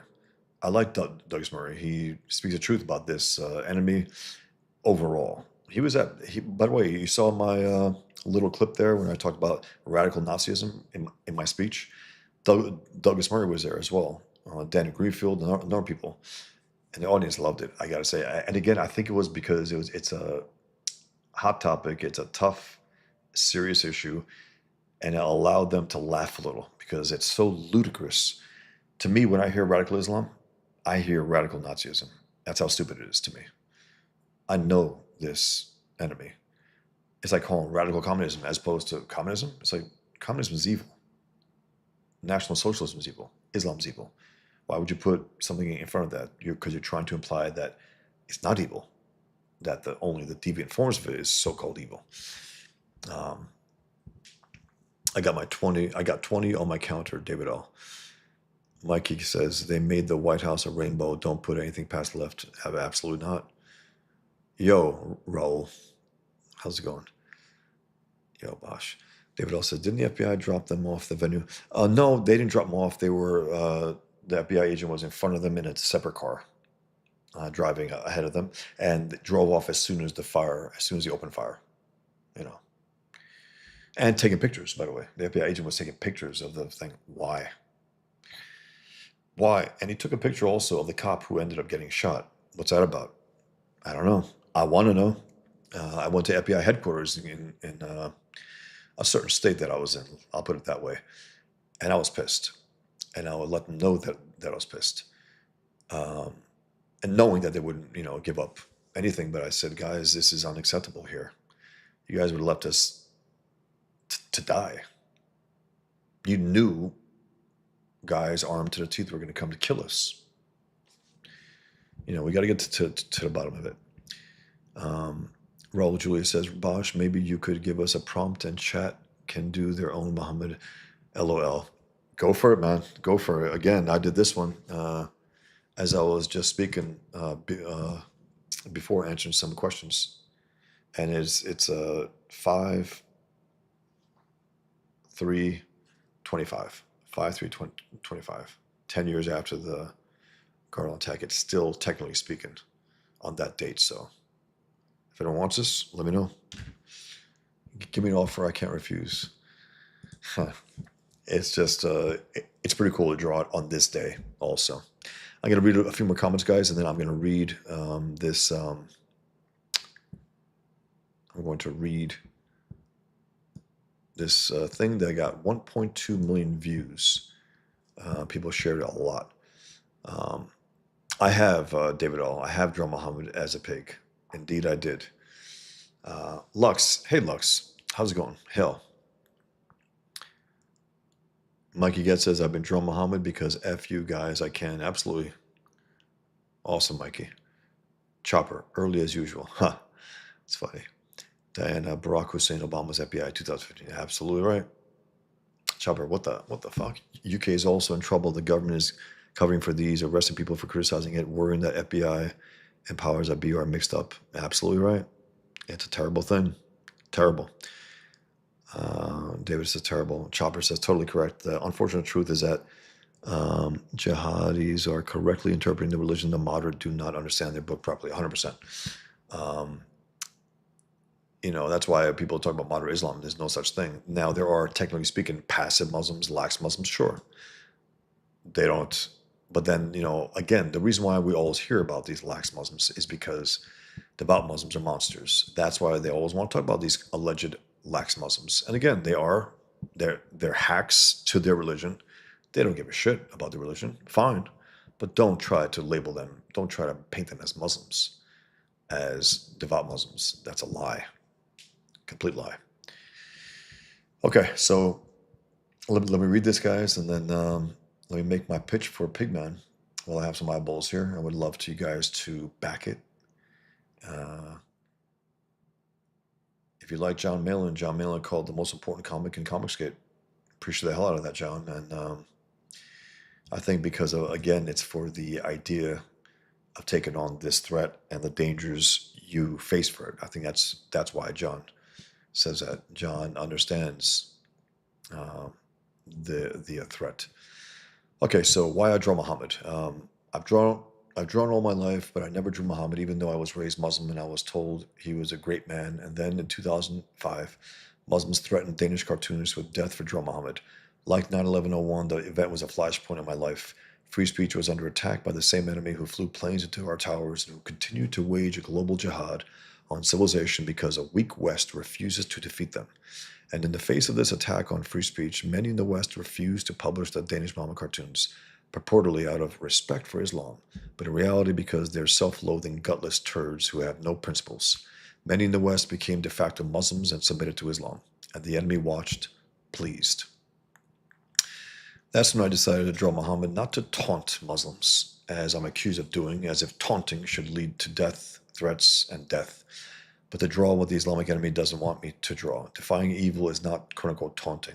I draw Muhammad not because I'm quote-unquote suicidal, as I'm ironically told by those who claim that Islam means peace, but because I have the right to draw anything I want to. I first drew Muhammad in support of those who drew him and had their lives threatened over it. I drew Muhammad in support of those who were character assassinated by those without character. Those who draw Muhammad are condemned for disrespecting Islam, a religion that respects nothing outside of it, and tells its followers to kill the infidels where we find them. It's repeatedly said in the Quran, kill the infidels where we find them. Muslims will lie about it, but it's a fact. And one thing also, I just got to note this. When Muslims say, yeah, but it also says live and let live. I said, sure. But the later, is, as the Quran says in the doctrine of abrogation, if a later verse contradicts earlier one, go with the later one. So, they will lie like leftists, Muslims, and tells his followers to kill the infidels where we find them. The greatest crime in Islam is not any actual crime. It's disbelief in Islam. And the crime of Draw Muhammad is essentially Muslims flexing their muscles against a weak West to keep us in check, as Muslims have drawn Muhammad over the centuries, particularly Shiite Muslims. It's all about an enemy trying to intimidate a West who has shown that it's willing to submit to his demands. I drew Muhammad, and I continue to draw Muhammad because I'm free, because I love free speech, and I want to live in a world where free speech is alive and well. All one needs to do is look at the parts of the world where there is no free speech to fully appreciate how monumentally important it is. I draw Muhammad because if I don't, and many have stopped drawing him, then we will more closely resemble the Islamic world, which is a world where the bad guy won. I will continue to do my individual part to make sure that our world is never going to be that world, one Muhammad cartoon at a time. I was asked in an interview once if I will ever stop drawing Muhammad. as per your question before, Hamilton.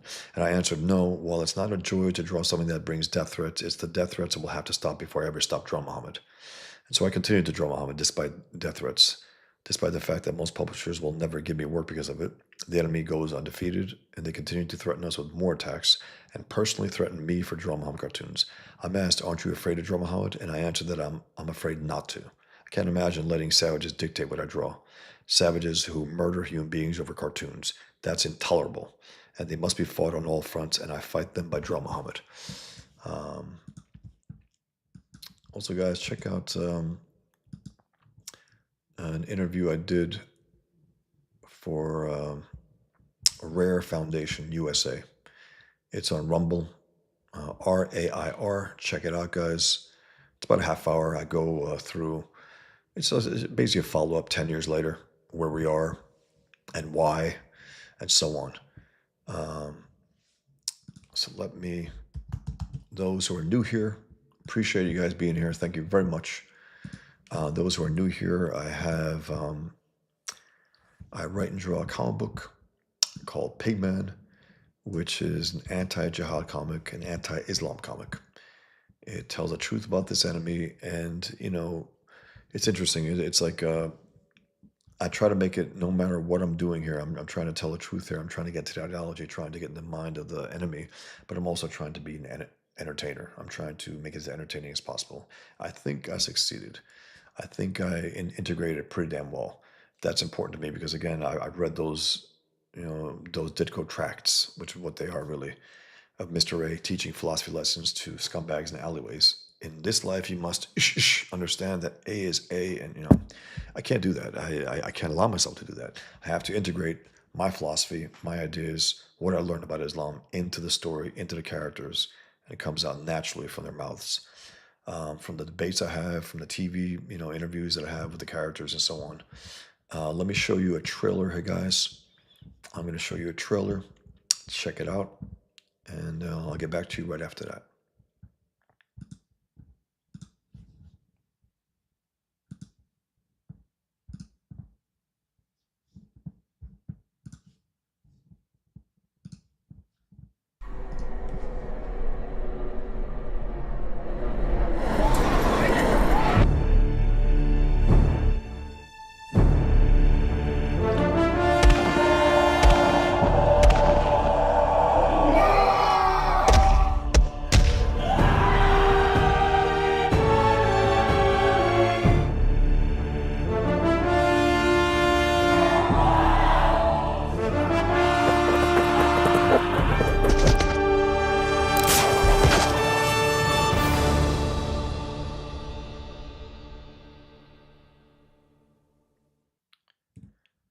Shanth and Jetty made that incredible. It's just, sorry, Shanth and Jetty made that incredible. If you guys didn't hear that, I just wanted to repeat it, and I also want to mention something here, guys, quick. I want to show you another trailer that a friend of mine did. Give me 1 second. I'm going to do this.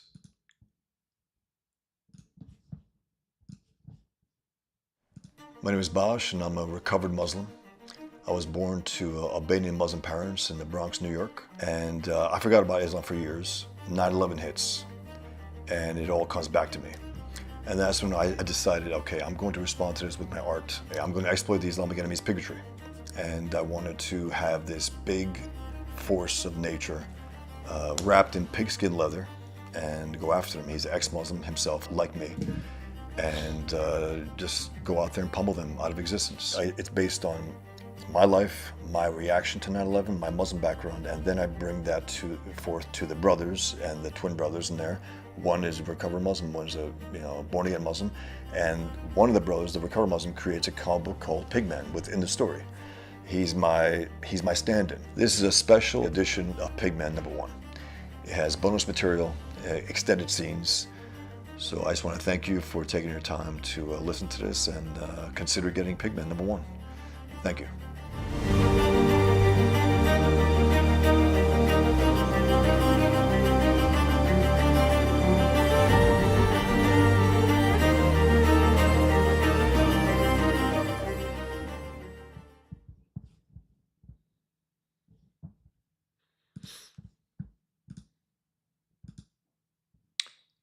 Thank you. Thanks for watching, guys. I do appreciate it. Thanks for being here.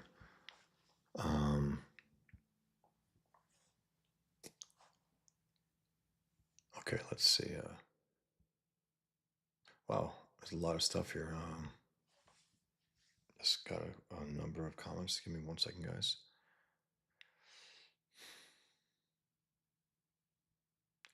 David also says, "Did you see that Trans Am or Trans Am?"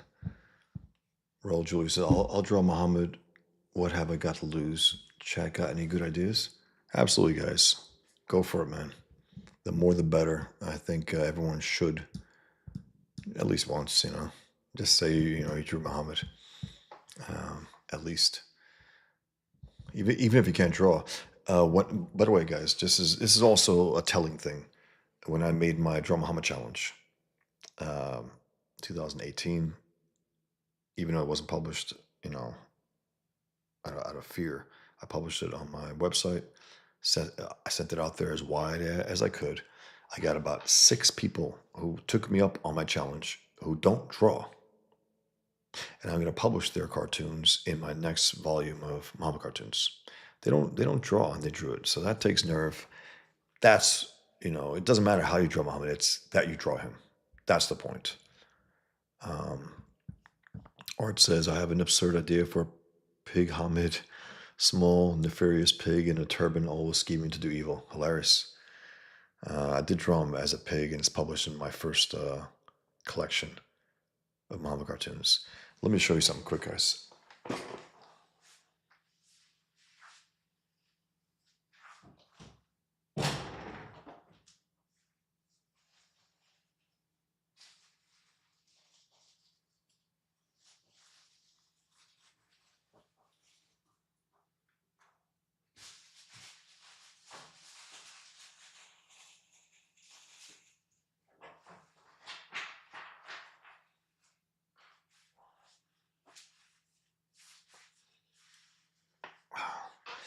I have 2. Give me 1 second. I have 2 volumes of my Draw Muhammad cartoon books. It's the first one. I have a second one, and if I do a third one, that's what I have. So I did a play. Here's you can't draw me, that's why I draw you. And then here's a play on that. Please don't draw me drawing me. I said it's Everybody Draw Muhammad Day, and I mean everybody. And of course, he can't draw Muhammad well, but that's what's funny also.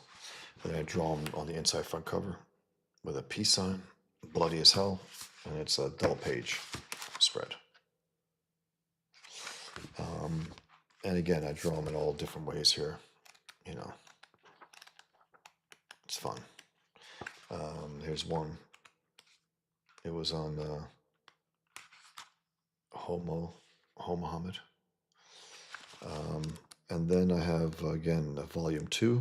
And these are the only comics, Muhammad the Barbarian, Stop Islamization. And these are the only books I have left. I have one more copy left of Peaceful Death Threats, which is the books that I collected a lot of my death threats in there. I have only one left, and then it's out of print. I sold out of volume 2, Peaceful Death Threats. Again, I can make 3 or 4 more volumes because I got thousands and thousands of death threats, and it's like, okay, I'm going to monetize this. Why the hell not? Tired of these rats anyway. So let me get that down. Okay. Let me make my pitch here, guys. Let me read a few more comments. So yeah, you guys can order this at my store, boschfalls.com. This one, volume 2. The last copy of Peaceful Death Threats, and also prints, and my Muhammad flip book. You guys can order that as well. Let me keep reading here. Brainstorming roll. Mikey Getz says, if you make me mad, I can share the pigment ink. I'm only a mod at Katie's. If you make me a mod, I'm sorry. Sorry, man. Okay, how do I do that through Mikey? Do I do that through YouTube? Um, how do I do that, Mikey? How do I do that? Let me know at some point. Yeah, man, it's a shame. I've been demonetized. What the hell, guys? That sucks. But again, if you want to support me, you can go to my store, bossfalls.com. You can support me by backing Pigman. You can donate to me as well on my at my store. There's a donate button.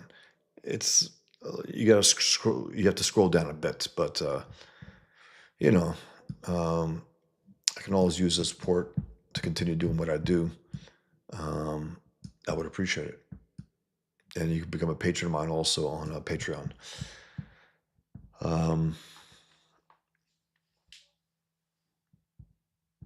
Let me know, Mikey, how could go about that. I got no problem doing that. So I think I should have some mods at least. Um, Diana says, great interview with Rare Finish. Thank you, Diana. It was great to be there. Um, Chopper said, brilliant, Bosch. Love it. Thanks, Chopper. I think most of my work. David also said, did you see they did to that trans imam? They assassinated him in the streets. It was in Colorado, I think. Was that recent, David? There's so many horrific things that happen. I gotta say, I lose track. It's every week. Let me show you also the religionofpeace.com. Anyone wants to argue to you about Islam and what's a real threat here? Israel is the greatest threat. They actually say that, guys. They actually say that. Look at the religionofpeace.com. Look at the weekly. The new one did not come out yet. 2 weeks ago, over 600 human beings were slaughtered in the name of Islam. Last week, 199. This week, I don't know yet. Usually they update it late Saturday. So we will see that. It's unbelievable, guys. Unbelievable. Okay. Mikey Gets says, write and draw is an understatement, Bosch, and inking, lettering, and coloring. It's most impressive. Thanks, Mikey. Yeah, I write, pencil, ink, letter, color, publish, ship out. I do it all. I love it. I love every line being mine. I love it falls, it stands or falls on my effort. No one else to, blame for that. It's all on me.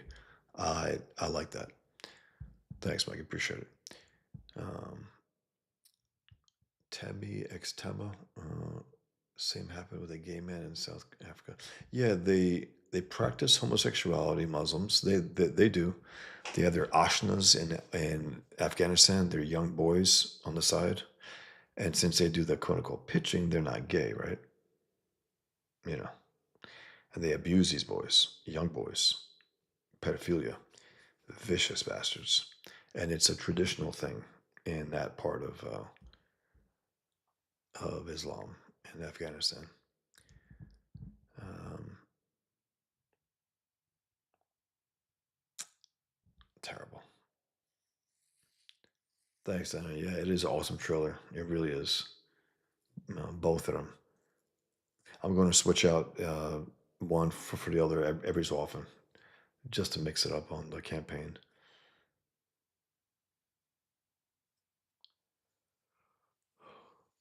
It is a great trailer, John. Thanks, man. Shant, again, he was very, very kind about it. Thank you so much. Yep, so cool art. Thanks, David. He really, David also says, Shant does, he could trail is like a beast. It looks fantastic. It really does. Huh. That's hilarious.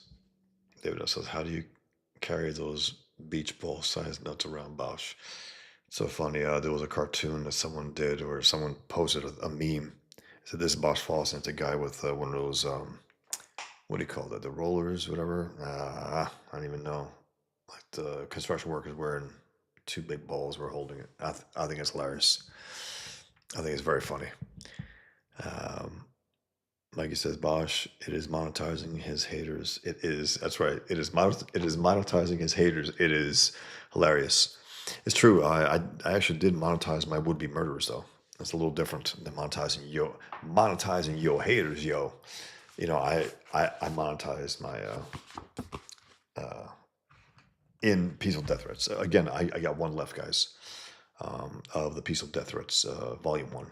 I sold out of volume two, sold out of Islam bitches as well. I sold out of Pigment 1, 2, and 3. I sold out of Table for One. Propaganda. It's like, God damn it, I got 2 books left. I had 7 books and 3 comics and hundreds of prints, but I get also Mohammad trading cards as well, guys. If you're interested, check it out. It's on my store. Again, since I guess I've been demonetized, if you guys want to support me, you can do it that way. So thank you.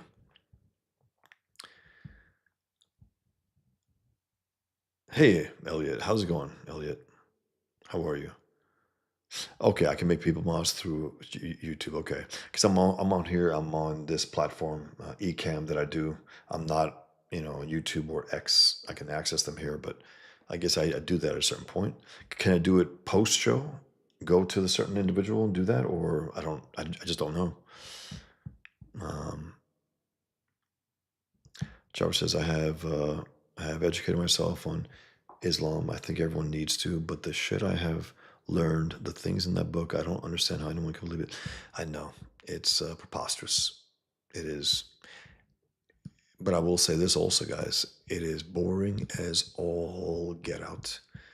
I can't say how many times you know, fell asleep, just zoned off, and I note it. I note it in the book whenever I did. I said, "This is a particularly boring passage here," because I fell asleep. Um, Chowder says, "Can you reprint Peaceful Death Threats?" I can if there's interest. Absolutely, if there's interest, I'll reprint any book that I have. I'd like to keep my books in print.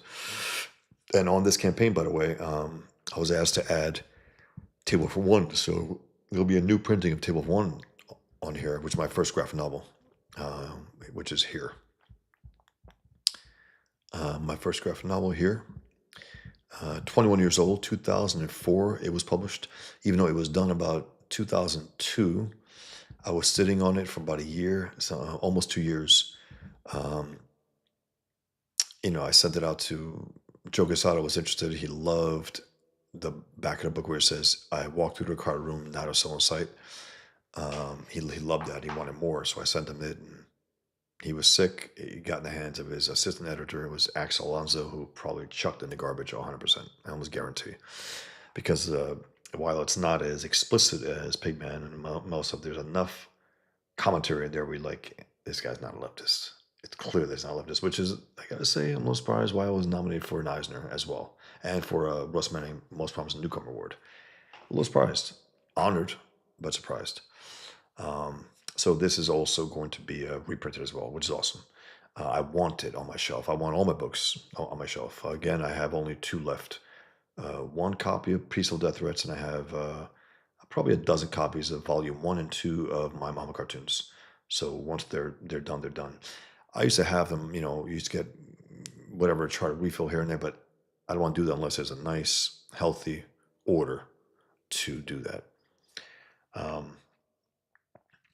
Elliot says, "I think you should open a new tab if possible and make them a mod while you're still streaming." I haven't tried making people mods post-stream, but I think you can.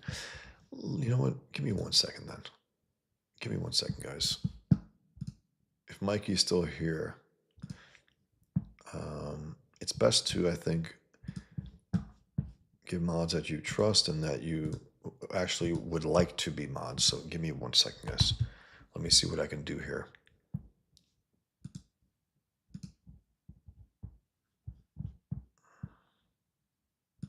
So if I go here,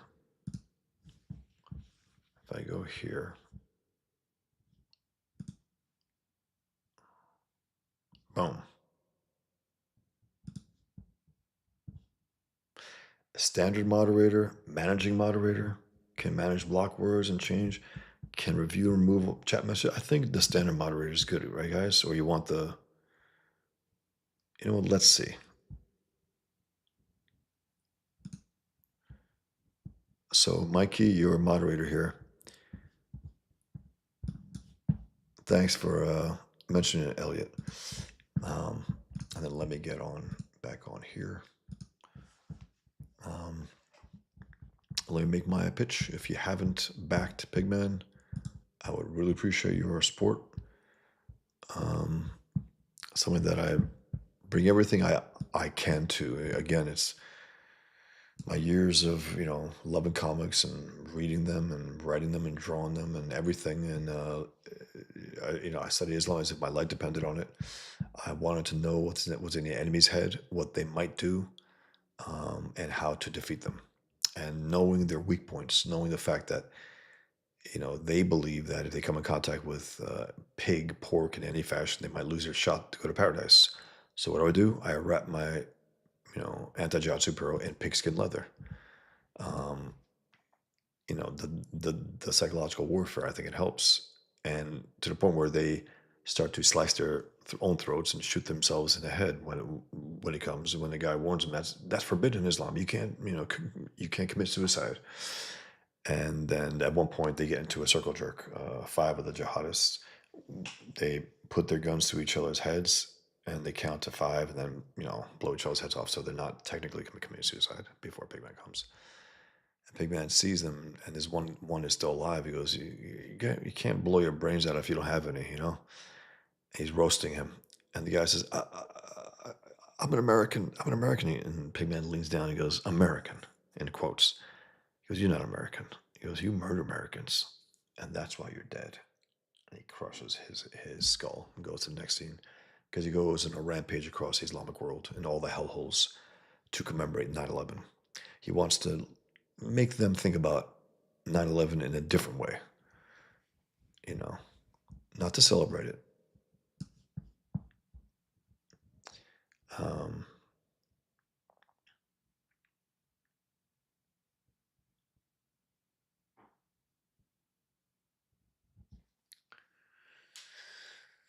hey, Randall, just do standard. Managers have it a lot of challenge. Okay, yeah. David L says, do you have an autobiography? Because you are a very interesting person, and I have a wild story. I would at least have a Q&A when it can be planned. I was asked to do a memoir after the Garland attack. I wasn't interested. I said, well, in some fashion, I said, I'm doing this to my story. Again, this story, guys, the gist is that that's my. I'm going to be up for a while, though. I'm fine with that. The gist is that what if I split myself in two? What if I split myself in two? What if I were a born again Muslim, devout, trying to be the best Muslim I possibly can be, which would lead to jihad? And what if the other side becomes a recovered Muslim who opposes, not just rejects Islam and leaves it, but opposes it actively? What would that look like? As a twin, twin brothers. That's the setup.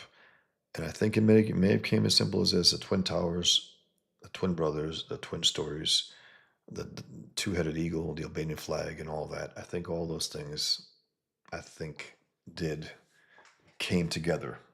I think coalesced and made that aspect of the story, the dualism. So that's the gist. You got two brothers, Killian Duke and Salam Duca. One is recovered Muslim, Killian, and he creates the Pigman comic book within my story. And his brother, it sets off his brother, Salam, which means peace in actual Islam, because Islam means submission, not peace. Muslims will lie to you. That's just not the case. So that's the setup. Twin brothers. And here's a preview here, guys. You can see the preview. I have 9-page preview. Yellow Flash hates it, guys. I just want to let you know, so that might interest you in getting it, actually. He calls it a piece of shit, Pigman. So maybe that'll get you to read it, because if he calls that piece of shit, it's probably of quality. Probably. I think we understand that now, because he knows his stuff, right? It's like Jim Cramer saying we're not going to have a recession. It's like, uh-oh. I got 5 different covers, guys. Here's a traditional superhero type battle scene, It's a little different in the fact that he's breaking that guy's neck and punching that guy to death. The guys with the Kalashnikovs are shaking. That guy is pretending to be dead. That guy's running because he's more yellow than the other guys. So it's fun. You see Pigman is all in all his glory. You see this. It's the war paint one. It's my most popular cover, the best-selling one. You have the four characters. That is Killian. That's Salam. That's Pigman. Super Jihad, and they echo the brother story. Um, it's a similar dynamic. Close friends, like brothers, writing against jihad for years together. They're both ex-Muslims, and on 9/11, when the second tower hits, Dr. Muhammad, who's super jihad before, falls to his knees and prays to Allah because he figured, wow, this is power. This is something. I'm back in the fold, And it's a shocker to Frank. This is one of the covers also. A sharp difference than the rest, pure black and white, simple as hell. This is another cover. And then I have the index card, hard index card, which is similar to this one that I just drew here. It's a hard index card. It's thick. It's very cool. And it has, unlike index cards that absorb the ink, this really keeps it on the actual paper. So it looks really, really black. I drew that one tonight, guys. If anyone wants to offer anything, let me know. First one. And then I got the 5 covers here. I have digital copies as well. Pigman t-shirt. And let me just pull it up here. If you don't know, if you're new here, I know I got a few hundred new followers. It's September 11th. September 11th. That's a symbol of Pigman. 9/11 as well. Capitalist pig, $sign. A Superman, like a traditional S for super. And then also these 2 dents supposed to make a 3 here. That's a 9 right there. And that's a 3 for Flight 93 and also 1993, the Twin Towers. I didn't intend, I think, that one of them, but I did intend all of it. And it's, again, it's packed with meaning, but it's very simple. That's my ideal, to pack things with meaning. It's very, very important. Here's the first page of Pigman in the book. His first attack on jihadists, at least in the book, because they talk about the beast. So he's been doing this stuff, but this is in the book, the first time you see him in action. And he's in silhouette for most of the pages, the first few, until you see him in all his glory. When Osama bin Laden shoots him in the back, and he turns around and says, "You." And there's his pigskin leather, mask, gloves, belt, and boots. Here's the brothers going at it, arguing, and then it transitions into the Pigman story. And there's a little difference between the Killian Duke, the brother, the twin story. I inked it in pen. It has black gutters, and then the Pigman story, I ink it in brush, and it has white gutters, just to differentiate the two. There's an action scene where it's a cliffhanger at one part. Jumps off the cliff. They join him. They jump off, and he calls them madmen because he has a chance to make it out of here. He has 2 things going for him. They're going to try to kill him, detonate themselves, and kill themselves in the act as well. And it's funny, at one point they start to prematurely blow up, and they blow up the other guys, and it's just a fun action scene. And then you got, as I said, you have these debates here about, this is at a comic book convention, a debate between 4 different cartoonists, goes on for 9 pages. You have debates between the brothers at a certain point. You have debates of Frank Warner, who is Pigman in the book as well, with Super Jihad as he gets ambushed on this one interview for his book called Post-Islamic World.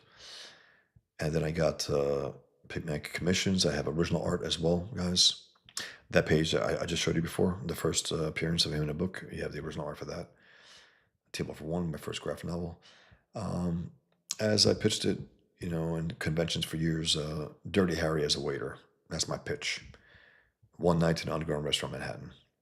And the great, great Alex Toth loved it and gave me a few postcards. Blew me away, guys. Blew me away. I have this war paint sticker. I also have a print, and I have some sketch covers. Thank you, guys. And I have this new thing also. It's a new trading card. This is the old cover for issue one of Pigman years ago, the Infidel featuring Pigman. This is a new trading card as well. Through backers. Thanks, guys. Appreciate it. I just put it up the old day. And then this another trading card, a play on Mission Impossible, Submission Impossible. And you can have it all pack as well. And this is a print of the war paint. Thank you very much, guys. I always appreciate your support. You guys being here. Thank you very much. Let me check out some more comments and see what you guys are up to. And then I think we can call it a night, even though right now it says about 600 eyeballs on here. So it's very kind of you guys. Thanks for taking the time to be here. I really appreciate it. I got a few hundred followers in the last few days. Let's see.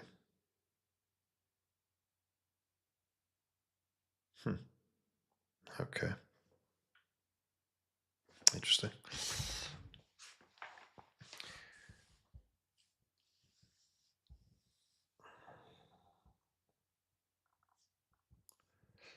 Yeah, so David, I was asked to do that, and I just think that I don't know. I have thought about it after a few years after I was asked to do it.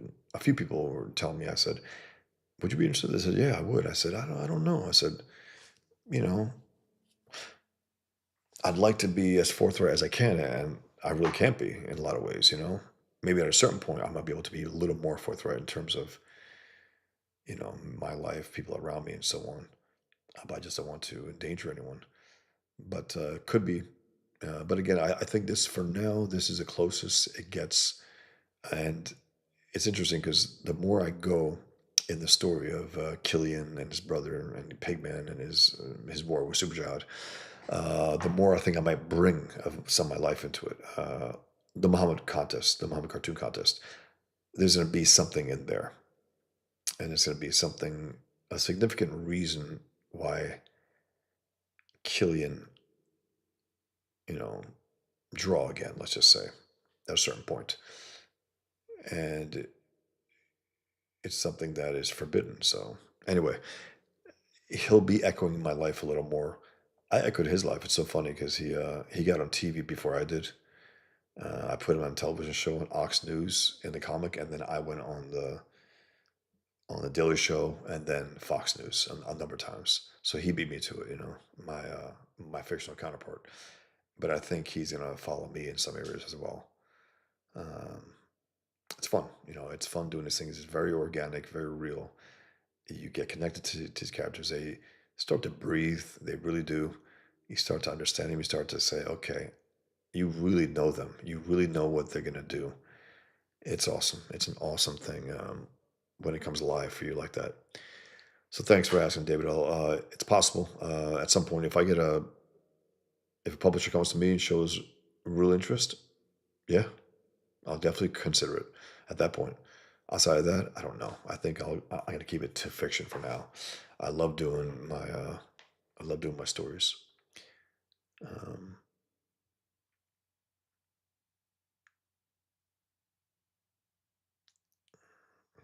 okay. Tema says LMAO. That's fucked up and funny as hell. Not sure what that's referring to. Awesome, man. Elliot Rodriguez says, awesome, man. Glad to have you. You're talking about someone there, the mod, or me? Sorry, guys. I lost a little context here. If you're talking about it to me, thanks, Elliot. Much appreciated. And best of luck with your future launch. Looks great, man. Looks great. Mikey says, everyone back the most important book in CG. Thank you, Mikey. Appreciate that. Thank you very much. Um, thank you. John Millen said that it was on Kings, and I showed the trailer for the first time, the one where I'm discussing it. It's so funny. Sometimes you have to get out of your way. It's like a friend of mine. He suggested that there's more than just the comic book. It's your story. It's a little more personal. It's your background. You bring it into the story. So he goes, let's make it about you, to discuss it, and then let's show some images. And I said, okay. And he had some stuff in mind. I said, and he was right about everything. Yeah, I said, well, maybe the background's not good. I said, you know what? Don't listen to me. Just do your thing. And he made it into a work of art, which was awesome. So I'm very, very pleased with it. And I love Shanth as well. They're both very different, and I love that. Both very, very, very different. So it's awesome. Shanth said it's because he's superficial. He's just about the art. That's so funny. He's like, I just want Pigman for the art. He goes, yeah, he probably got a wonderful story and all that, but it's about the art, which is funny because most people don't do that. People who read Pigman, they talk about the story. Uh, they don't really talk about the art. Some of them do, sure. I'm not saying, but to me, it is the story. And if I can make it appealing on an artistic level, on a visual level, that's awesome. But first and foremost is a story, and that's why I particularly appreciate Ethan uh, mentioning, when Yellow Trash trashed me, called Pigman a piece of shit, when he said, "Well, he's a storyteller. He's an artist." You know, he understands the real difference between me and him in terms of aesthetics, clearly. Um, but he took exception to it, as I would, when he trashes anyone. When he trashes, Vasilis Lolos. Who the fuck are you? I mean, you're a piece of shit YouTuber, a drunk guy who goes out there. I didn't watch the whole thing yet, guys, but I did see that ripoff verse. I had to check out, but it has a little puppet show with Yellow Flash, and it sounds exactly like him. I don't know, man. This AI stuff, it's pretty incredible. I don't know how ripoff verse does it, but he probably does some kind of thing. He writes a script and he does it beautifully.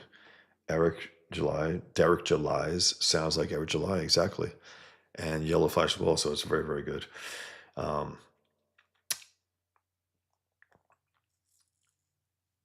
Thanks, Mikey. Appreciate it. Art says, go to sleep, and count sheep running from jihadists. That's right. Tema, ex Tema. The amount of mental gymnastics to avoid sin from committing a suicide some Muslims do think they can outsmart Allah's rule. I can agree, Allah do seem not a very intelligent being in the Quran. Well, he's, it's it's Muhammad. It's an illiterate who wrote the book. That's why I call it illiterature. That's really what it is. It's a dumb book and a lot of repetitive crap in there. That's why you got this. Bill Warner did a streamlined Quran where he cut out a lot of the excess repetitions. Um, David also says simplistic but advanced. Thanks, man. Appreciate it. Yeah, I mean, look, it's I just don't like to gussy things up. I don't like window dressing. The truth is very simple, and I like to keep it as honest as I can.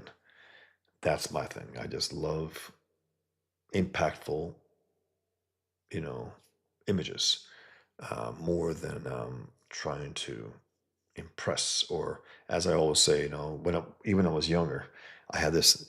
That's why I think I fell in love with Toth's work, because I said the more lines you put on your page, the more lines you'll have at the comic book conventions, like Jim Lee. They want to outline each other. Oh yeah, you got more. Oh yeah, I can bring more lines, and I'll get more lines. I'm joking, but there's truth to that, guys. The more lines they make on, the more chicken scratch they make on there, the more lines they'll have. That's just the way it is. And again, I'm not opposed to detail per se, especially if it's legit good detail. You know, Ethan has that. He has that kind of thing where it makes sense, and it's his aesthetic, and it's not confusing. Matt Barr puts a lot of chicken scratch. Confusing. It's not good. Um, Even Jim Lee can get a little sloppy sometimes when it comes to excess chicken scratch, and that's what it is. It is chicken scratch. It's a guy trying to fill up, fill up, fill up, fill up. Guys, we're storytellers. We're storytellers. We're not chicken scratchers. We're not guys who just throw down lines for the hell of it. Um, Let me go through this, guys, and then I've been here for a while, guys. Wow, 2.5 hours. Now it's up to 600. Wow. Thanks for being here, guys. I really, really appreciate it. Thank you very much. And again, back Pigman, I would really appreciate your support. Um, love it. Um, love my boy Pigman. Um, I basically thought, if I were a superhero, what would I do? I would wear pigskin leather, soup up my suit, and kill these guys. There's no other way to treat them. You can't knock them out. You got to kill them. The more you kill, the less there will be. Unlike people say, like, the more terrorists you kill, the more there'll be. No, the less there'll be. And the less there want to be. Meaning, if you take them out ruthlessly, they won't, that's not inspirational, let's just say, to the would-be jihadists. Like, oh, shit. I don't think I want to be in the clutch of that guy. Um, David also, I can't wait to read this. Thanks, David. Appreciate it, man. I can't wait to get it out there, get it in the hands of readers, and get some feedback. And I can't wait. And then get into issue 2 and 3 and 4. Mikey Getz says, I read the entire preview and I need the rest. I hate when people don't do previews, don't trust it. I know. I know. Even, what's his name? Dillard. He has his comic here, but it's like, I don't know, guys. Very cool. Thanks, Mikey. Mikey just backed it the old day, so thanks, Mikey. Yeah, it's like, Dillard has some eyeballs now because of the Flash thing, and I like this right here. This shows more character than anything he drew on that, preview for the Yellow Flash shit.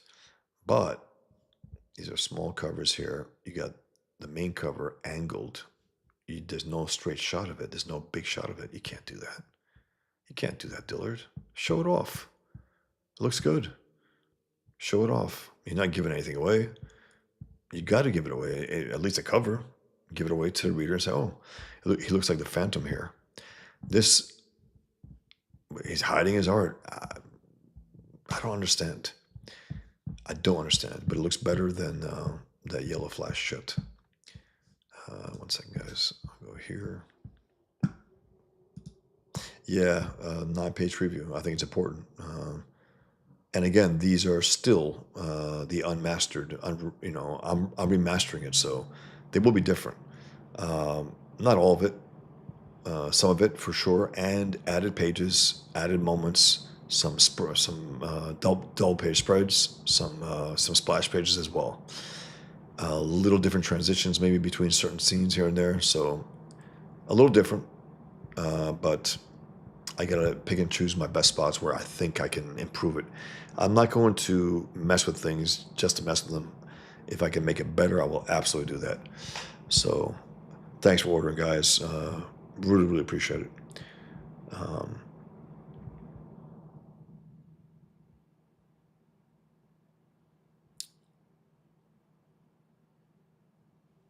Raul Julia says, Bosch, do you have a public email? I don't have any social media to send you my meager art. Not a public email. I don't like to put it out there. Find a place where you can maybe reach out to me, and if you want me to look at something, has to be something like that. Dropbox or something along those lines. Roll. Tenna X Tema. Good night, Bosch. I need to take a nap. Good night, Tema. Thanks for being here. I appreciate it. Mike Getz says, Roll, Julia, if you back Pigman, you'll get his email. Okay. Thanks, Mikey. That's that's the best way to get my email. Earn it. David L says, don't endanger anyone. I watch your streams and catch hints in your streams and comics.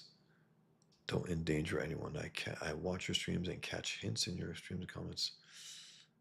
If you could follow up on that, David, or maybe not follow up on that, because I don't want to get anyone out there known. Diana says, to the new followers and backers for the crowdfunding, you will be thoroughly engaged in Bosch's storytelling and his art, whether you purchase Table for 100 Pigman. Let's get Bosch at 300. Thanks, Diana. Appreciate it. I would love that. I would love that. I just cracked 270 the old day. About to hit in a few hundred, 18,000. I want to go further. I want to go bigger. I definitely do, because I want to really dive hard into issue 2.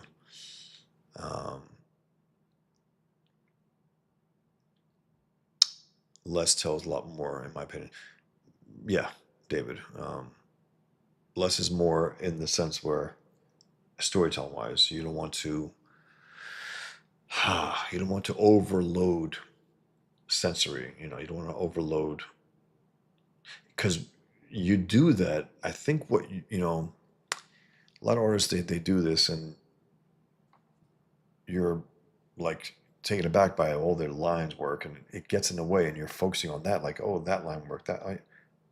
No, flow, one panel to the other. You want to stop them cold, maybe add more detail. You want to do certain things you can manipulate. You can do that. You want to make a cityscape, to take a break, give the reader a break from whatever's going on in the story. A few panels of quiet with no words. Make a cityscape as detailed as you can.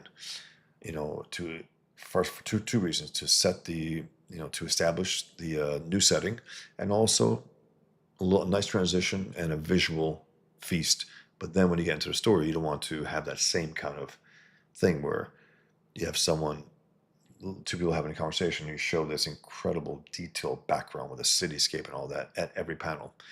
Not necessary. You don't have to do that. You really don't. Chopper says, I really respect how you are using your art. It is the way to go. If I were to verbalize the things you have drawn in UK anyway, it could be a legal issue these days, but in art form, looking great. Thank you very much, man.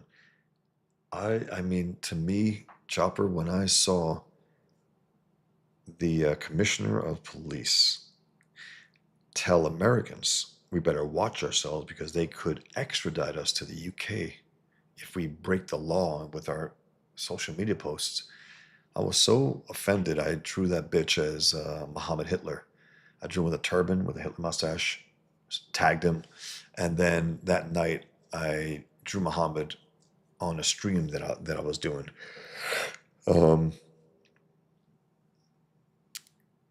It's preposterous for any leader in any capacity to say that, to threaten people outside of their jurisdiction, outside of their country, outside of the continent. It's like, are you kidding me?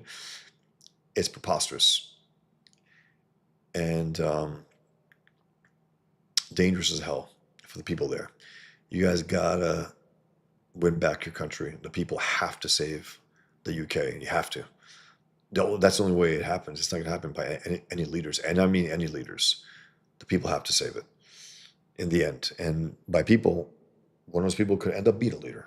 Then that becomes, part of the people. But you got some real scumbags in there. Absolute communists, flat out, nothing less. Communists with a soft spot or with a hard spot for Islam, like Starmer and all these other scumbags. Thanks, Chopper. Mikey Getz says, you're not YouTubers pretending to be storytellers for a grift. Yeah, that's the thing. No, we're artists. I know people think that's highfalutin. You should never call yourself that. I am. I mean, I don't think I'm proud to be. I'm a storyteller. I'm a cartoonist. And then I do this. And it's not necessarily a YouTuber per se. I mean, I'm on YouTube. I'm on X. I have a bigger platform on X anyway. But I have no compunction about doing it. I want to do it. I want to get out there. I want to give people a reason to back Pigman. And but I want to also discuss comics a lot. I don't mind the drama and all that.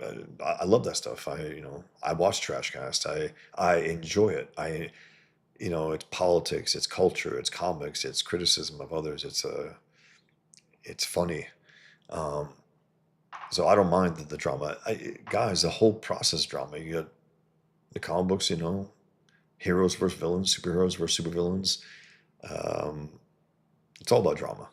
All the characters who are the creators, very strong personalities across history. It's inherent drama, and that's part of the deal. And if you don't like it, I don't know what you're doing here. To be honest, you always complain. Those who complain about drama, give me a break. I get tired of that. The drama, it's like, shut up, bitch. You know you like it anyway. You engage in it. Those who bitch about the drama the most engage in it the most. Um, it's just a reality. It's just a reality. Chopper says, I recommend watching David Wood's last video about Mo going into the desert to get ridden. Seriously, what the fuck is in that book, and why did they include such perversity? Yeah, David's great. Watch him and Apostate Prophet and Robert Spencer. It's awesome. Good night, David. I appreciate it. Thanks for being here. Thank you. Raul Julia, you should probably have a pigskin jacket, Bosch, body armor. I know. I got this, guys. I got a pigskin leather band on my watch, and you look at it, it is the color of pig, man. It's pretty damn cool. But I do have another jacket also. It's not exactly pigskin, but I want to look for that, actually. Also some pigskin leather, boots also. Pigskin leather belt. I think so. It's true body armor, Raul. Chopper says, anyway, all the best, Bosch. I watched a few of your vids about other comics and learning about comic before the Viz annual was my only comic knowledge. It's like a UK working class comic. I see. Quite filthy. Thanks for being here, Chopper. Appreciate it. Best to you as well. Art says, we've been nudging Dillard about it. He said he'd add interiors, but he hasn't. The fuck? It's like, I don't know, man. First of all, he might not be too bright, Dillard. He made a deal with that idiot. Wasn't too smart, as it turned out. And then he has eyeballs on. He has an alternative. People would be willing to back his new thing. He's not giving them enough reason to, though. We're not going to do it out of the goodness of our hearts. Give us something. Give us a reason, man. Right, that little thing, that face thing, it's great. You got to give us some more. Give us a page or two. Give us a good cover, a clear cover. Come on. Chopper says, there are people here who have suffered because of those rape gangs and they are getting arrested. Yeah, oh my God. I know, like the parents, the fathers are going there. They're incensed. They want to kill, but they know they can't. And so they go to the law and the law fucks them and they arrest them. It's infuriating, man. It's infuriating. My God, imagine that, guys. Imagine that. Your daughter getting abused by these savages and you go and complain and get pissed and be the indifference of the police and you end up getting arrested. It's criminal. It's a criminal government in the UK right now. A criminal government, nothing less. Yep, Mikey, Muslims are taking over the UK now too. I know. And France and Germany and so on and so on. The question is, what's the first one to really fall? That's the question. They keep going the way they're going, it's inevitable. It's inevitable. America doesn't have that big a Muslim population. They will lie about it, but they don't. We don't. Not even after 9/11. I mean, there are more here than there were before. Unfortunately, we should have stopped cold all Islamic immigration, all after 9/11, and we should have stopped cold any building of new mosques. Why? There aren't that many Muslims here. And I think it has to do with the fact that they truly hate America. They can't fake it, But thanks for being here, guys. I really appreciate your support. Thank you very much. Back, Pigman. I would really appreciate it, guys. Thank you very much. Get the comic book that takes on Islam and Jihad. Not just Jihad, but Islam itself, the ideology. It's true believers. Islam and its true believers, that's the enemy. That's the enemy. And Pigman is built to take on Jihad. He was born for this. He was born for this. Thanks again, guys. Appreciate it. You guys take care. Be well. Until next time. Thank you. Thank you.